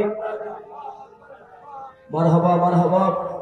প্রিয় উপস্থিতির মধ্যে আমাদের মঞ্চে তশরিফ আছেন আজকের আজম সাহেব দৌরানি আরফানি রুহানি মাহফিলের অন্যতম আলোচক, শুধু ঢাকা থেকে মুরাদায়ে আহলে সুন্নাহ হযরতুল আল্লামা জনাবে মাওলানা আল্লামা মুফতি ফখরুদ্দিন সরকার সালেহী। মাজার শরীফে আমরা যারা যাই, মাজার জিয়ারত করি, কি করি? ওখানে ঢুকি খালি পাইয়ে দুইটা সালাম দেই। আল্লাহর ওলির দরবারে গেলে সালাম দেই। এমনিতে যে কোনো কবরে গেলে সালাম দেননি আপনারা? মনে হয় না। কেমনে সালাম দেন কোন? আসসালামু আলাইকুম ইয়া হালাল কুবুর, ইয়া আহলাল কুবুর, ইয়া আহলাল কুবুর। অনেকে আবার সালাম দেয় ইয়া হালাল কুবুর, ইয়া হালাল কবর বলে। ইয়া আহলাল কুবুর, কবর না, কুবুর। শুদ্ধ করে নেবেন কিছু জিনিস। ইয়া আহলাল কুবুর, হে কবর সমূহের বাসিন্দারা, তোমাদের প্রতি আমার সালাম। আসসালামু আলাইকুম ইয়া আহলাল কুবুর। এই জিনিসটা আমরা যেন সবাই খেয়াল করি। কবরবাসীকে সালাম দেবেন। আল্লাহর ওলির দরবারে গেলে আমরা একটু ভিন্ন ভাবে সালাম দিই। আসসালামু আলাইকুম ইয়া আউলিয়া আল্লাহ, অথবা আসসালামু আলাইকুম ইয়া আরওয়াহাল আকদাস, হে পবিত্র আত্মা সমূহ, আপনাদের উপর আমার সালাম। বিভিন্ন আলফাজে দেন, তবে হাদিস শরীফে যেভাবে আছে ওইভাবে আপনারা দিবেন। অন্যভাবে দেওয়া নিষেধ না। আল্লাহর ওলিদেরকে সালাম দেই, এরপরে সম্ভব হলে সূরা ফাতিহা, সূরা ইখলাস, অন্যান্য সূরা দোয়া দরুদ কইরা আল্লাহর ওলির মাজারের কাছে বসে হোক, অনেকে দাঁড়ায়া কিছুক্ষণ কোরআন শরীফ পড়ে অথবা না পড়ে ওখানে দোয়া করে। দোয়া করার সময় আমরা যারা মাযহাবপন্থী, তরিকাপন্থী, সুন্নি মনা যারা, আমরা কবরস্থানের দিকে ফিরে দোয়া করি কিংবা আল্লাহর ওলির মাজারের দিকে ফিরে দোয়া করি। এক্ষেত্রে আমাদের কিছু ভাইয়েরা দ্বিমত পোষণ করেন। ওনারা বলে, এই পশ্চিম দিকে ফিরে দোয়া করো, কবরের দিকে ফিরে দোয়া করা যাবে না, শিরক। আমাদের মেহমান আসছে নাকি? নারায়ে তাকবীর, নারায়ে রিসালাত, আহলে সুন্নাত ওয়াল জামাত। মেহমান বৃন্দের আগমন, নাম জানি না, গণহারে কয়ে দিলাম, মেহমান বৃন্দের আগমন।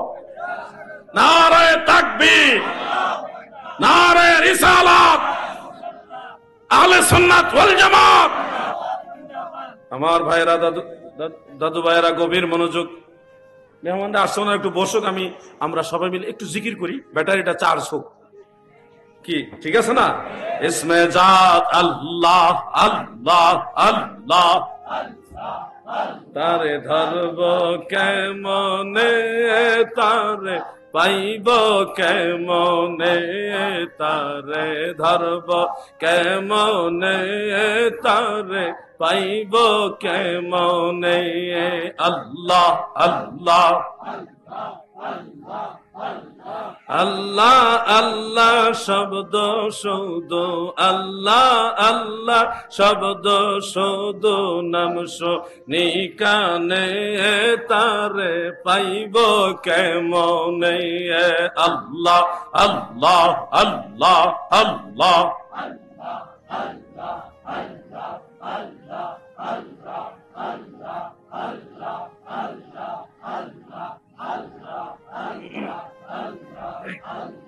লা ইলাহা ইল্লাল্লাহু মুহাম্মাদুর রাসূলুল্লাহ সাল্লাল্লাহু আলাইহি ওয়াসাল্লাম। আমার দাদু ভাইরা গভীর মনোযোগ দিয়ে শুনবেন। আসলে তরিকতের আলোচনা এখন করি না, তরিকতের আলোচনার গভীর যে মজলিস, সেই মজলিস এখন পাই না, আগের মতো পাই না গো। তারপরও পুরোপুরি করতে পারি না, কিছু কিছু বলি, তা এটাও বোঝার মতো ক্যাপাসিটি অনেকের নাই। শিরিকের ফতোয়া লাগাই দিবে আপনাকে ভণ্ড বানায় দিবে, মাজার পূজারি বানায় দিবে। কথা বলতে দেরি হবে, আপনাকে মাজার পূজারি বলতে দেরি হবে না, ভয় দেখাই দিবে আপনাকে। শোনো, মুসলমানের জন্য সুন্নত তরিকা, মুস্তাহাব পর্যায়ের সুন্নত তরিকা হলো কোন আল্লাহর ওলির মাজারে জিয়ারতের পরে কিংবা কোন কবরস্থানে জিয়ারতের পরে সে চাইলে কবরস্থান বা মাজারের দিকে ফিরে দোয়া করবে। এটাই হানাফি মাযহাবের রায়। মারহাবা বলে, এটা সুন্নাত। কেউ যদি কিবলামুখী হয়ে দোয়া করে সেটা নিষেধ না, কিন্তু কেউ যদি কবরস্থান মাজারের দিকে ফিরে দোয়া করে এটারও দলিল আছে, এটাও সুন্নাত। বলবেন দলিল কি? দলিল হলো হেদায়াত শরাফাতুল কাদিরের মধ্যে ইমাম কামাল উদ্দিন ইবনুল হামাম রাহমাতুল্লাহ আলাইহি জিয়ারতের ক্ষেত্রে মুস্তাকবিলাল কিবলা, কিবলামুখী হয়ে পশ্চিম দিকে ফিরে দোয়া করা, এই মাসআলাকে মরদুদ বলেছেন। এই মাসআলা বাতিল। বরং সহিহ হাদিস দ্বারা প্রমাণিত হলো মুস্তাকবিলাল কবর, কবরের দিকে, মাজারের দিকে ফিরে দোয়া করা মুস্তাহাব, জায়েজ জায়েজ জায়েজ। মোটেও লেখাপড়া নাই, শুধু ফতোয়া সাপ্লাই দিচ্ছে, বেদাতি, ভণ্ড, মাজার পূজারি। কিতাবুল আন্দাজ, দলিল হলো তাদের কিতাবুল আন্দাজ। প্রিয় ভাই আমার, বেজার হচ্ছেন নাকি? মাজারের কাছে গিয়ে মাজারের দিকে ফিরে দোয়া করবেন। কোন আলেম যদি দ্বিমত পোষণ করে যে করা যাবে না, তাকে প্রশাসনের নিয়ন্ত্রণে লিখিতভাবে নিয়ে, আমি গুনাহগার আছি, আমাদের সুন্নি জামাতের আলেমরা আছে, আমাদের ডাকবেন, দলিল দিয়ে বুঝাইয়া দেওয়া, প্রমাণ করে দেওয়া, এটা আমাদের দায়িত্ব ইনশাআল্লাহ। আর উনি যদি বলে করা যাবে না, শুধু একটা প্রশ্ন করবেন যে কোন কিতাবে লেখা আছে, দলিল বাইর করেন। কিতাবুল আন্দাজ চলবে না। কিতাবুল আন্দাজ কি বুঝছেন? যুক্তি, যুক্তি, যুক্তি চলবে না। হয় কোরআনের আয়াত লাগবে, আর না হয় রাসূলের পাকের হাদিস শরীফ লাগবে, অথবা মুজতাহিদের ফতোয়া লাগবে। দলিল লাগবে। দলিল দিয়ে বলেন যে কবরস্থানের দিকে ফিরে দোয়া করা যাবে না, এই দলিল দেখাইতে হবে। পারবেন না এটুকু বলতে? কি ঘুমাই রয়েছেন নাকি আপনারা? কারা কারা ঘুমাইছেন হাত উঠান। যারা যারা হাত উঠাইছে তারা 100% শিওর ঘুমায় নাই। 100% শিওর তারা ঘুমায় নাই। আবার যারা হাত উঠায় নাই তারা আরো বেশি ঘুমাইছে না, তারা বেশি সতর্ক। তো যারা হাত উঠাইছে চিন্তা করছে হাত না উঠাইলে যদি ঠইকে যায় আমি আগে জিতমু, কই হাত উঠাই দিছে আর কি। সব সময় জিতা যায় না, অনেক সময় হারতে হয়। আমরা সবাই একটু সচেতন হই, মনোযোগ দিয়ে শুনেন। মাজারে এরপর আর কি করেন? যায়া অনেক সময় ধুলাবালি নেন, ধুলাবালিটা নিয়ে মাথায় মুখে বুকে এইভাবে মালিশ করেন, তাই না? কি ঘুমাই রয়েছেন না আপনারা? আপনারা হয়তো ভাবতে পারেন হ্যাঁ মাজারের ধুলাবালি কেন নিবে মাথায়? মাজারের ধুলাবালি মুখে বুকে মালিশ করবে কেন? চুমা খাইবে কেন? আরে ভাই স্টাডি করো, তোমার ভিতরে সেই তাজিম তাকরিম নাই। তুমি জানো আল্লাহ রসুলের রওজা মুবারকে নবীর আশিকরা, নবীর সাহাবীরা যখন যাইতো নবীর মিম্বর শরীফে চুমা খাইতো। সুবহানাল্লাহ বলে। দয়াল নবী সেই মিম্বর শরীফে বসেছিলেন, আমার নবীজি পর্দা করছেন, রওজা মুবারকে চলে গেছে। সাহাবীরা আগে আসলে নবীর কদম মুবারকে চুমা খাইতো, আল্লাহ রসুলের চেহারা মুবারক সরাসরি দেখতো। এখন মদিনায় যায়, নবী দেখে না, নবীজির কদম মুবারকে চুমা খাইতে পারে না। এই জন্য আমার দয়াল নবীর আদরের সাহাবারা দূরের থেকে আসলেই পাগল পারা হইয়া আমার নবীর মিম্বর শরীফের মধ্যে চুমা খাইতো। ও আমার ভাই পাগলামি করো না, তোমরা জানোনি সাহাবীর আমার নবীরে যেইভাবে ইজ্জত করছে, এইভাবে ইজ্জত যদি তোমরা দেখতা তোমরা সাহাবীদেরকে ভণ্ড বেদাতি বানায়া দিতা। সাহাবীদেরকে তোমরা ভণ্ড বানায় দিতা। সাহাবাই কারাম যেভাবে রাসূল পাক ইজ্জত করছে, আল্লাহর হাবিবের প্রস্রাব মোবারক পান করে ফেলছে। একজন দুইজন সাহাবী না, বেশ কয়েকজন সাহাবী। মাদারুন নবুয়্বত উল্লেখ, আল্লাহ রসুলের রওজা মুবারকের ধুলাবালি চুম্বন করা বা নবীজির মিম্বর শরীফ চুম্বন করা এটা তো সাধারণ বিষয়। নবীজির প্রস্রাব মুবারক পান করে ফেলেছে। নবীজির চুল মুবারক, নবীজি যখন হজ শেষ করলেন, তারপরে নবীজির চুল মুবারক খলক করা হচ্ছে, কামানো হচ্ছে। সাহাবীরা যুদ্ধ লেগে গেছে, একজন আরেকজনে বাহু দিয়ে ভেবে মহব্বতে ধাক্কা দিয়া বলে ভাই আমাকে সুযোগ দাও, আমি একটা চুল মুবারক আমার দয়াল নবীজির নিব। সাহাবীদের মধ্যে প্রতিযোগিতার লড়াই লেগে গেছে একটা চুল মুবারকের জন্য। আর তুমি বলো নবী আমার মতো মানুষ, আর আল্লাহর রাসূলের ঘাম মুবারক নেওয়ার জন্য আল্লাহর হাবিবের সাহাবারা প্রতিযোগিতা করত। সুবহানাল্লাহ বলো। আর সেই রাসূলে পাককে তাজিম তাকরিমকে আজকে তোমরা হাসরের ময়দানে দেখবা তোমার দিকে মদিনাওয়ালা নিজে আগায় আসছে হাউজে কাউসারের পানি পান করাইবার জন্য। ময়দানে মাহশারে মহান আল্লাহ তাআলা ফেরেশতাদের মাধ্যমে ঘোষণা দেওয়াবেন এখন কাউসারের পানি পান করানো হবে। সমগ্র হাসরবাসী পানির পিপাসায় কাতর হয়ে যাবে, চিৎকার মেরে কাঁদবে। সবারই একটা চাওয়া, আল্লাহ ছায়া দাও, পানি দাও, তৃষ্ণা নিবারণ করে দাও। আল্লাহ বিচার কার্য শুরু করেন। এই চিৎকারের মাঝে ফেরেশতারা বলবে এখন কাউসারের পানি পান করানো হবে, শুধুমাত্র মুমিন বান্দারাই এই পানি পাবে। বাকি সবাই স্তব্ধ হয়ে দাঁড়িয়ে যাবে, এমনকি অন্য কেউ চাইলেও নড়াচড়া করতে পারবে না। অটোমেটিক তারা সেখানে দাঁড়িয়ে যাবে লোহার মতো, নড়াচড়া করার কোনো কায়দা নাই। ইমানদার মুমিন বান্দারা হাসর ময়দানে যেখানেই থাকুক তাদের জন্য ফেরেশতারা রাস্তা করে দিবে। ওই রাস্তা দিয়ে ইস্তেকবালের সাথে সাথে হেঁটে হেঁটে তিনারা হাউজে কাউসারের কিনারে এসে দাঁড়াবে। দাঁড়িয়ে দেখবে গো জান্নাতি টুপি মুবারক, জান্নাতি পাগড়ি মুবারক, জান্নাতি দাড়ি মুবারক, জান্নাতি নুরানি চুল মুবারক, লম্বা লম্বা চুল মুবারকওয়ালা নূরের নবী নূর নিয়া, নূরের পেয়ালা নিয়া হাউজে কাউসারের কিনারে দাঁড়াইয়া বলে গুনাহগার উম্মত রে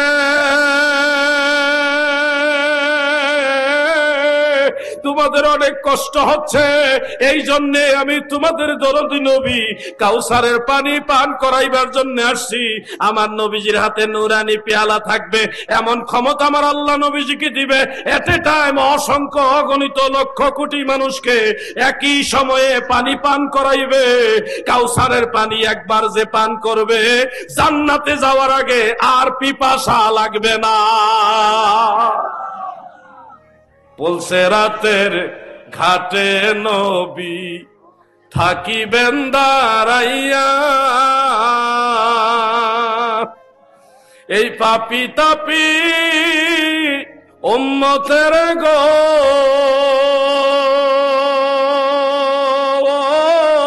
নবী নিবানি তরায় গো নবী, দয়াল নবী তুমি গুণমণি। আমার দয়াল নবীজির পবিত্র হস্ত মুবারকের সেই কাউসারের পানি আমরা পান করতে চাই, চাই কিনা? এই হাজার মানুষের মাঝে আমার কাছে মনে হলো 50 থেকে 60 জন বলছে চাই। হাসরের ময়দানে অবস্থাটা এরকমই হবে, সবাই পাবে না। আপনারা রাগ হইেন না, যাহারে আমি কইলাম না দিকে পাইলাম না, না, হাসরের ময়দানে অগণিত মানুষের মাঝে দয়াল নবীজির হস্ত মুবারকের কাউসারের পানি সবাই পাবে না, অল্প কিছু মানুষই পাবে।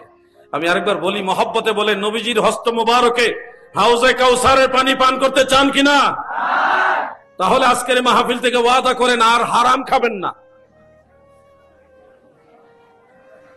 হারাম মানে মদ, হারাম মানে ঘুষ, হারাম মানে সুদ, হারাম মানে পরের হক, হারাম মানে গাঁজা, হারাম মানে আরো অনেক কিছু। আপনারা সবাই কম বেশি জানেন নাকি জানেন না? জানেন না নাকি? এই জবান দিয়ে আমি দয়াল নবীজির হাত মুবারক থেকে হাউজে কাউসারের পানি পান করব, এই নিয়তে আজ থেকে এই মুখের মধ্যে আর হারাম ঢুকাবেন না।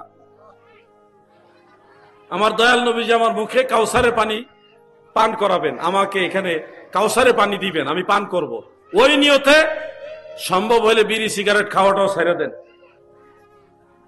এটা অনেকের দ্বারা সম্ভব হবে না, সম্ভব হলে ছেড়ে দেন। আমার জবান আমি পবিত্র করি, মদিনাওয়ালার হাত মুবারক এখানে ছোঁয়া লাগবে, মদিনাওয়ালার কদম মুবারকে আমি কদম বুসি করব, চুম্বন করব, ওই নিয়তে এই জবানটাকে এখন থেকে পরিশুদ্ধ করেন ইনশাআল্লাহ। বলেন 100% না পারেন চেষ্টা করেন, অন্ততপক্ষে 33 পাওয়ার চিন্তাটা মাথায় রাখেন। আমাদের মেধাবী এক ছাত্র পরীক্ষায় ফেল করছে, আলহামদুলিল্লাহ কোন ফেল করছে, 2 নাম্বার কম পাই 31। সে বলতেছে আমার উস্তাদ অন্যায় করছে, আমারে 2 নাম্বার দিয়ে পাশ করাইলো না কেন, আমার উস্তাদ দুর্নীতিবাজ। কি একটা অবস্থা চলতেছে, লেখাপড়াও করবো না, হ্যাঁ ডাইরেক্ট পাস করবো পরীক্ষা ছাড়া। আরেকজনে কয় আমরা এই ক্লাস করা দরকার কি, আমরা ডাইরেক্ট ডাক্তার হব। এই লোক যদি ডাইরেক্ট ডাক্তার হয়, বাংলাদেশে কোনো রুগী আর জিন্দা থাকবো? এ তো গণহারে মেরে লেবে সব। যেইভাবে ডাক্তার বাড়িতেছে, মেধাবী ডাক্তার, ওর মারাত্মক অবস্থা। শোনো, প্রকৃত মেধাবী হলো তারা যারা তাদের উস্তাদকে সম্মান করে এবং অন্যায়ের বিরুদ্ধে কথা বলে, তবে অন্যায়ের বিরুদ্ধে কথা বলতে গিয়ে যেন সীমা লঙ্ঘন না করে, তারা হলো মেধাবী। আমাদের উস্তাদদেরকে দেখলে এখন আমাদের ভয়ে কাঁপুনি উঠে। কি সত্য করে বলেন, উঠে কিনা? আমি আমার উস্তাদ, আমি ওই স্কুলে যখন পড়েছিলাম প্রথম দিকে, বাংলা শিক্ষক স্যারের নাম দাও আমি জানি না, শুধু এদুর জানি ভুইয়া স্যার, নাম উচ্চারণ করি নাই ডরে।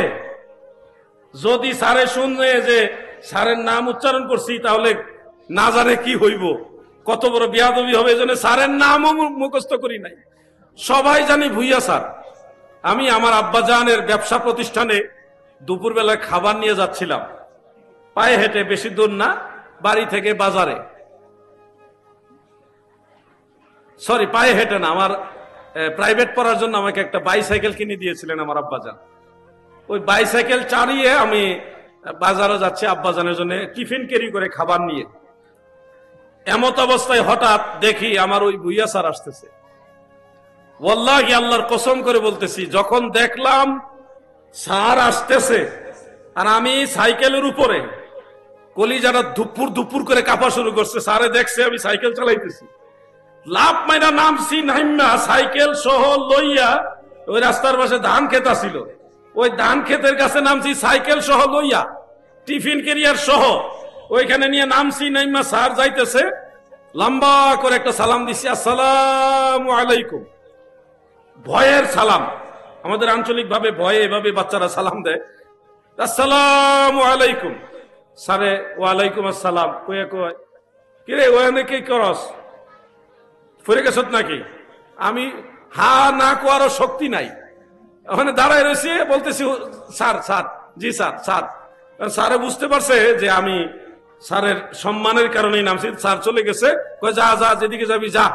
এরপরে সাইকেল টাইন না আর সাইকেল উঠছি না, এই সাইকেল সহ ঠেললা এক দৌড় দিছি। ওই দৌড়ের ঠেলায় বাজার আব্বাজানের কাছে গিয়ে খাবার নিয়ে দাঁড়াইলাম। আব্বাজান মনে করছে কেউ মনে হয় আমার দৌড়ানি দিছে, আমারে কয় যে তোমার কেউ কিছু বলছে নাকি? আমি বলি কেউ কিছু বলে না, স্যারে দেখছে আমি সাইকেল চালাইছি, আপনি একটু স্যারের বলে দিয়েন কালকে যেন আমার মারে না। স্যারে তো আর মারবে না কোনোদিন, মনের ভিতরে এটা ভয়, স্যারে দেখছে সাইকেল চালাইছি। আর এখনের সময়টা বাইসাইকেল তো এটা হিসাবই পড়ে না, মোটর সাইকেল হুন্ডা লইয়া যাচ্ছে, স্যার যদি সামনে থাকে হরেনটা একটু জুড়ে দেয়, স্যারে লাভ মাইরা ওঠে ডরে। আর এখন আপডেট ভার্সন যেটা আছে, স্যারে মেধাবী স্টুডেন্ট দেখলে ভয় পায়, কোন সময় যে পদত্যাগের জুতার বালা লইয়া আইয়ে। স্কুলে ঢুকার সময় দোয়া ইউনুস পড়ে। স্যারের অবস্থা এমন হয়েছে, স্কুলে মাদ্রাসায় ঢুকার আগে দোয়া ইউনুস পড়ে, লা ইলাহা ইল্লা আনতা সুবহানাকা ইন্নী কুনতু মিনাজ জালিমিন। এটা পয়লা স্কুলে ঢুকে কোথায় গেছে জমানা। এজন্য তো রহমত বরকত কমে গেছে। আমি জানি আমার ছাত্রবেরা সবাই খুশি হতে পারবেন না, আপনারা এই কথাগুলির মূল্য তখন বুঝবেন যখন আপনি নিজে একজন টিচার হবেন, আপনি যখন একজন শিক্ষক হবেন, আপনার সাথে যখন আপনার ছাত্র এই ধরনের ব্যবহার করবে, তখন আপনি বুঝবেন যে আসলে কাজটা কিরকম। আমরা কি বেয়াদবি চাই না আদব চাই? সবাই বলেন বেয়াদবি চাই না আদব চাই? আমার দায়িত্ব আপনাদেরকে আদবের দিকে নিয়ে যাওয়া। সকল ছাত্রদেরকে বলছি, দুইটা কারণে তোমরা ধ্বংস হয়ে যাবা। যারা এগুলির সাথে জড়িত তাদেরকে বলছি, দুইটা কারণে তোমাদের ধ্বংস অনিবার্য। এক নম্বর কারণ, তোমরা তোমাদের উস্তাদদেরকে জুতার মালা পরিয়েছো। আরেকটা হলো আল্লাহর ওলিদের মাজারে যারা আক্রমণ করেছে। এই দুই কারণে তোমাদের সব বরবাদ হয়ে যাবে। মৃত্যুর আগে যত তাড়াতাড়ি সম্ভব আল্লাহর ওলিদের মাজারে গিয়ে মাপ চাও, আর উস্তাদের কাছে মাপ চাও। হয়তো আল্লাহ মাফ করবে, না হয় তোমরা এমনিতেই ধ্বংস হয়ে যাবে। আরো কি করছো না করছো ওগুলি বাদ, এই দুই কারণে তোমরা এমনি ধ্বংস হবা। বলবেন আমার উস্তাদ এই করছে। পৃথিবীতে কেউ 100% পিওর না, দোষ ত্রুটি সবারই আছে। তোমার মাকে জিজ্ঞাসা করো, মা তোমার কি কোনো দোষ আছে কিনা, বাবা আপনার কি কোনো দোষ আছে কিনা। দোষ বলতে ত্রুটি বলছি, কাজের ক্ষেত্রে ভুল ত্রুটি। দেখবেন আপনার মা বাবারও দোষ ত্রুটি ভুল আছে, আপনারও তো আছে। এরকম ভুল ত্রুটি হলে তাদেরকে ভিন্নভাবে আদবের সাথে সংশোধনের দিকে আহ্বান করুন, প্রয়োজনে আইনের আশ্রয় নেন, কিন্তু কোন ক্রমে ছাত্র হয়ে উস্তাদের সাথে বেয়াদবি করবেন না। ছাত্র ভাইরা, যুবক ভাইরা, আপনারা কি কথা বুঝতেছেন? মানা না মানা আপনার ব্যাপার, আমার দায়িত্ব শুধু আপনাকে স্মরণ করায় দেওয়া। না মানলে আপনি বিপদে পড়বেন, মানলে আপনি লাভবান হবেন। আমার দায়িত্ব শুধু আপনাকে স্মরণ করায় দেওয়া। হাসরের ময়দানে আমি দায় মুক্ত হব যে আমি সতর্ক করেছি। বাস একটা প্রশ্ন এসছে, কবর জিয়ারত করাকে বলা হচ্ছে কবর পূজা। একজন বক্তার নাম লিখেছে, এই ধরনের বক্তাদের নাম নবীর গোলামদের জবানে শোভা পায় না, এই জন্য উচ্চারণ করলাম না। কবর জিয়ারতকে মুতলাকান কেউ যদি পূজা বলে, সে সুন্নতকে পূজা বলার কারণে সাথে সাথে কাফের হবে, তার বিবিও তালাক হবে, এবং তার পিছনে নামাজ পড়া মুসলমানের জন্য হারাম হবে। কবর জিয়ারত করা নিঃসন্দেহে সুন্নতে রাসূল, এই বিষয়ে কারো কোনো ইখতিলাফ নাই, মতানৈক্য নাই। এটার উপরে সমস্ত আইম্মাই কেরামের ইত্তেফাক আছে, ঐকমত্য আছে, সবাই একমত এটা সুন্নতে রাসূল সাল্লাল্লাহু আলাইহি ওয়াসাল্লাম। নবীর সুন্নতকে কেউ যদি পূজা বলে, একটা শিরকি কাজের সাথে তুলনা দেয়, একটা কুফরি কাজের সাথে তুলনা দেয়, সুন্নতকে কেউ যদি কুফরি কাজের সাথে তুলনা দেয়, তখন অটোমেটিক সে কুফরি করার কারণে ঈমান থেকে খারেজ হয়ে যাবে। সে যেই হোক, অমুক হোক আর তমুক হোক। হ্যাঁ, কবর জিয়ারতকে কেন্দ্র করে কোন শরীয়ত বিরোধী কাজ হলে সেটা পরিশুদ্ধ করবেন, সবার দায়িত্ব এটা। কিন্তু কবর জিয়ারতকে কখনোই কবর পূজা বলা যাবে না। কবর জিয়ারতকে কেন্দ্র করে কেউ যদি কোনো হারাম কাজ, কবিরা গুনাহ করে থাকে, সেটার বিরোধিতা করেন, কিন্তু কবর জিয়ারতকে পূজা বলার কোনো সুযোগ নাই। আপনাদেরকে আমি একটা কথা বলি, মাথায় তো আলহামদুলিল্লাহ সবারই টুপি আছে, 2-4 জন বা কিছু মানুষ ছাড়া। এই টুপিটাকে, এটা নবীর সুন্নাত, কেউ যদি এই টুপিটাকে অপমান করে, আপনার মাথা থেকে খুলে নিয়ে একটা কুকুরের মাথায় পরায় দিল, এই দৃশ্যটা আপনারা কেমন ভাবে নিবেন, ভালো না খারাপ? একজন মুসলমান হিসেবে এটা মেনে নিতে পারবেন? এর চেয়ে আরো ভয়ঙ্কর জঘন্য অন্যায় হলো কবর জিয়ারতকে পূজা বলা। কবর জিয়ারতকে পূজা বলা ওইটার চেয়ে আরো বেশি জঘন্য অন্যায়, পাপ। এজন্য আমার বক্তব্য ক্লিয়ার। দয়াল নবীজি বলেছেন, ইন্নী কুনতু নাহাইতুকুম আন জিয়ারাতিল কুবুর ফাজুরুহা ফাইন্নাহা তুযাক্কিরুল মাউত। আল্লাহর নবী বলেন, উম্মতেরা শোনো,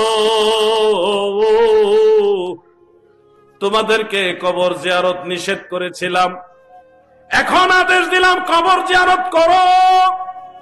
নবীর আদেশ মানা ইবাদত, নবীর আদেশ মানা ইবাদত। আল্লাহর রাসূল বলেন, এখন আদেশ দিলাম কবর জিয়ারত করো।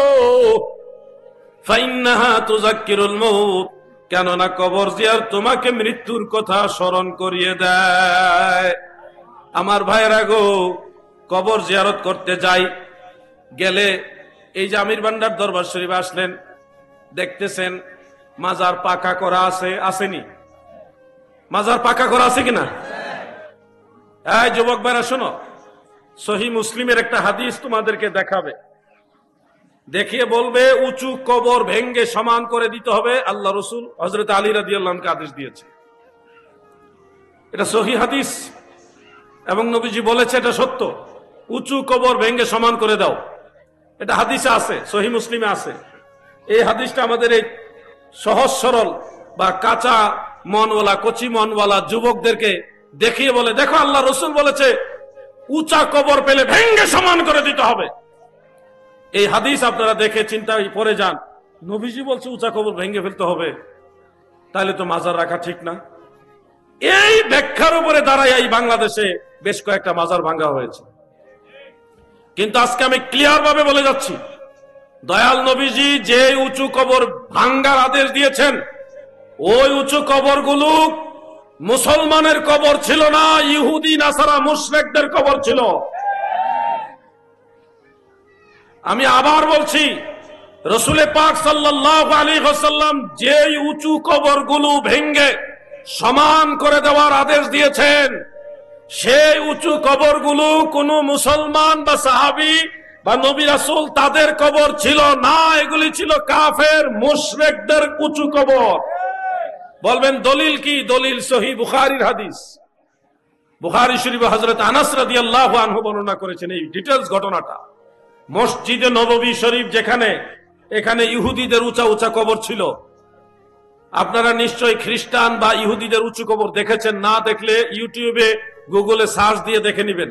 আমি নিজের চোখে অসংখ্য কবরস্থান দেখেছি, ফিলিস্তিন যাওয়ার পরে দেখেছি, ওখানে ইহুদিদের কবরস্থান আছে আলাদা, বিশাল কবরস্থান, উঁচা উঁচা কবর। আল্লাহর রাসূল সাল্লাল্লাহু আলাইহি ওয়াসাল্লাম সেই মুশরিকদের উঁচা কবর, যেই কবরগুলি মসজিদে নববী যেখানে, এখানে উঁচু উঁচু কবর ছিল, নবীজি ওই উঁচু কবরগুলি ভেঙ্গে সমান করে ওইখানে মসজিদে নববী বানাইবার আদেশ দিয়েছিলেন। এটা সহিহ বুখারীতে উল্লেখ আছে। এখন হাদিস হলো কাফের মুশরিকদের কবর ভাঙ্গার হাদিস, কিন্তু আপনাদেরকে বুঝাইতেছে ওলিয়া উলিয়া ফির মাশায়েখদের কবর ভাঙ্গার হাদিস। কথা বুঝতেছেন না আপনারা? হাদিস কিন্তু ভুল না, হাদিস ঠিক আছে। হাদিসে বলছে মুশরিকদের কবর ভাঙ্গার কথা, আর আপনাদেরকে বলতেছে আল্লাহর ওলিদের মাজার ভাঙ্গার কথা। আমি এই আলোচনাটা বাংলাদেশে বেশ কয়েক জায়গায় করেছি। এখানে লামাযহাবীরা, মাজার বিদ্বেষী যারা, তারা কি করছে, আমার আলোচনার একটা খণ্ডিত অংশ, ওই যে আজকেও তো বলছি যে হাদিসে আছে উঁচা কবর বেলে ভেঙ্গে সমান করে দাও, এই কথাটা কাট পেলে নিয়ে ব্যাপকভাবে তারা প্রচার করছে। সুন্নি আলেম আলাউদ্দিন জিহাদি বলেছে মাজার ভেঙ্গে সমান করে দিতে হবে, এই দেখো আলাউদ্দিন জিহাদি বলেছে। মানুষ তো কাটিং করা বক্তব্য পাইয়া বলতেছে কি রে আমদার হুজুরি দি বলতেছে মাজার ভাঙতে। এই বক্তব্য আপনাদের চট্টগ্রামের একজন বয়স্ক আলেম, বয়স একটু ওভার হয়ে গেছে, আল্লাহ ওনাকে সুস্থ রাখুক, নেক হায়াত দারাজ করুক, দোয়া করি। হায়াত কম থাকলে তাড়াতাড়ি খাতেমা বিল খায়রের সাথে কবরে নুক। উনি এই কাটিং বক্তব্য শুনে আমার উপরে খেপছে। আলাউদ্দিন জিহাদি তোমার বক্তব্য উদ্ধ করো, না হলে আমি মুখ খুলবো। কি মুখ খুলবেন? আপনার মুখ খোলার আগে আপনার জন্য ওয়াজিব এই বিষয়টা ভালোভাবে গবেষণা করা, তাহকিক করা, জানা। আমি বেঁচে আছি আমাকে জিজ্ঞাসা করা আপনার জন্য ওয়াজিব, তারপরে ফতোয়া। ফতোয়া যখন তখন দিলে এটার ভ্যালু কমে যায়। এজন্য বলছে আল্লাহ আপনাকে হায়াত দারাজ করুক, সুস্থ রাখুক, আর যদি হায়াত না থাকে খাতেমা বিল খায়রের সাথে তাড়াতাড়ি মৃত্যু হোক, তাইলে আপনি ভেজাল লাগাবেন। আরো যে কোনো ব্যাপারে ফতোয়া দেওয়ার আগে এই বিষয়টা নিয়ে স্টাডি করতে হবে আপনাকে। এই বিষয়টা নিয়ে স্টাডি করে তারপর আপনাকে সিদ্ধান্ত দিতে হবে, তাও প্রতিপক্ষ যা আছে তার কাছ থেকে ব্যাখ্যা জানতে হবে। আল্লাহর ওলিদের মাজার ভাঙ্গা যারা বলছে তারা মিথ্যাবাদী, তাদের দলিল ভুয়া, কারণ তারা হাদিস দেয় একটা, বুঝায় আরেকটা। হাদিসে বলা হয়েছে কাফের মুশরিকদের কবর ভাঙ্গার ব্যাপারে, আর তারা আল্লাহর ওলিদের মাজার ভাঙতেছে। অতএব তারা নবীর হাদিসকে বিকৃত রূপে মানুষের কাছে উপস্থাপন করে মানুষকে ভুল পথে নিচ্ছে। কথা ঠিক না বেঠিক? আরেকটা হাদিস বলেই আমার আলোচনা শেষ করে দিচ্ছি। সে হাদিসটা যুবক ভাইরা আপনাদের জন্য বলছি। সহিহ মুসলিমের মধ্যে উল্লেখ, নাহা রাসূলুল্লাহ সাল্লাল্লাহু আলাইহি ওয়াসাল্লাম আইয়ুজাসসাসা আল কবর ওয়া আইয়ুকআদা আলাইহি ওয়া আইয়ুবনা আলাইহি, রাওয়াহু মুসলিম। নবী করিম সাল্লাল্লাহু আলাইহি ওয়াসাল্লাম কবরকে চুনকাম করতে, কবরের মধ্যে বিভিন্ন রং বেরং বা চুনকাম এগুলি করতে নিষেধ করেছেন। প্রিয় নবীজি কবরের উপরে বসতে নিষেধ করেছেন। আল্লাহ রসুল কবর পাকা করতে নিষেধ করেছেন। এই হাদিস সহিহ, সঠিক হাদিস।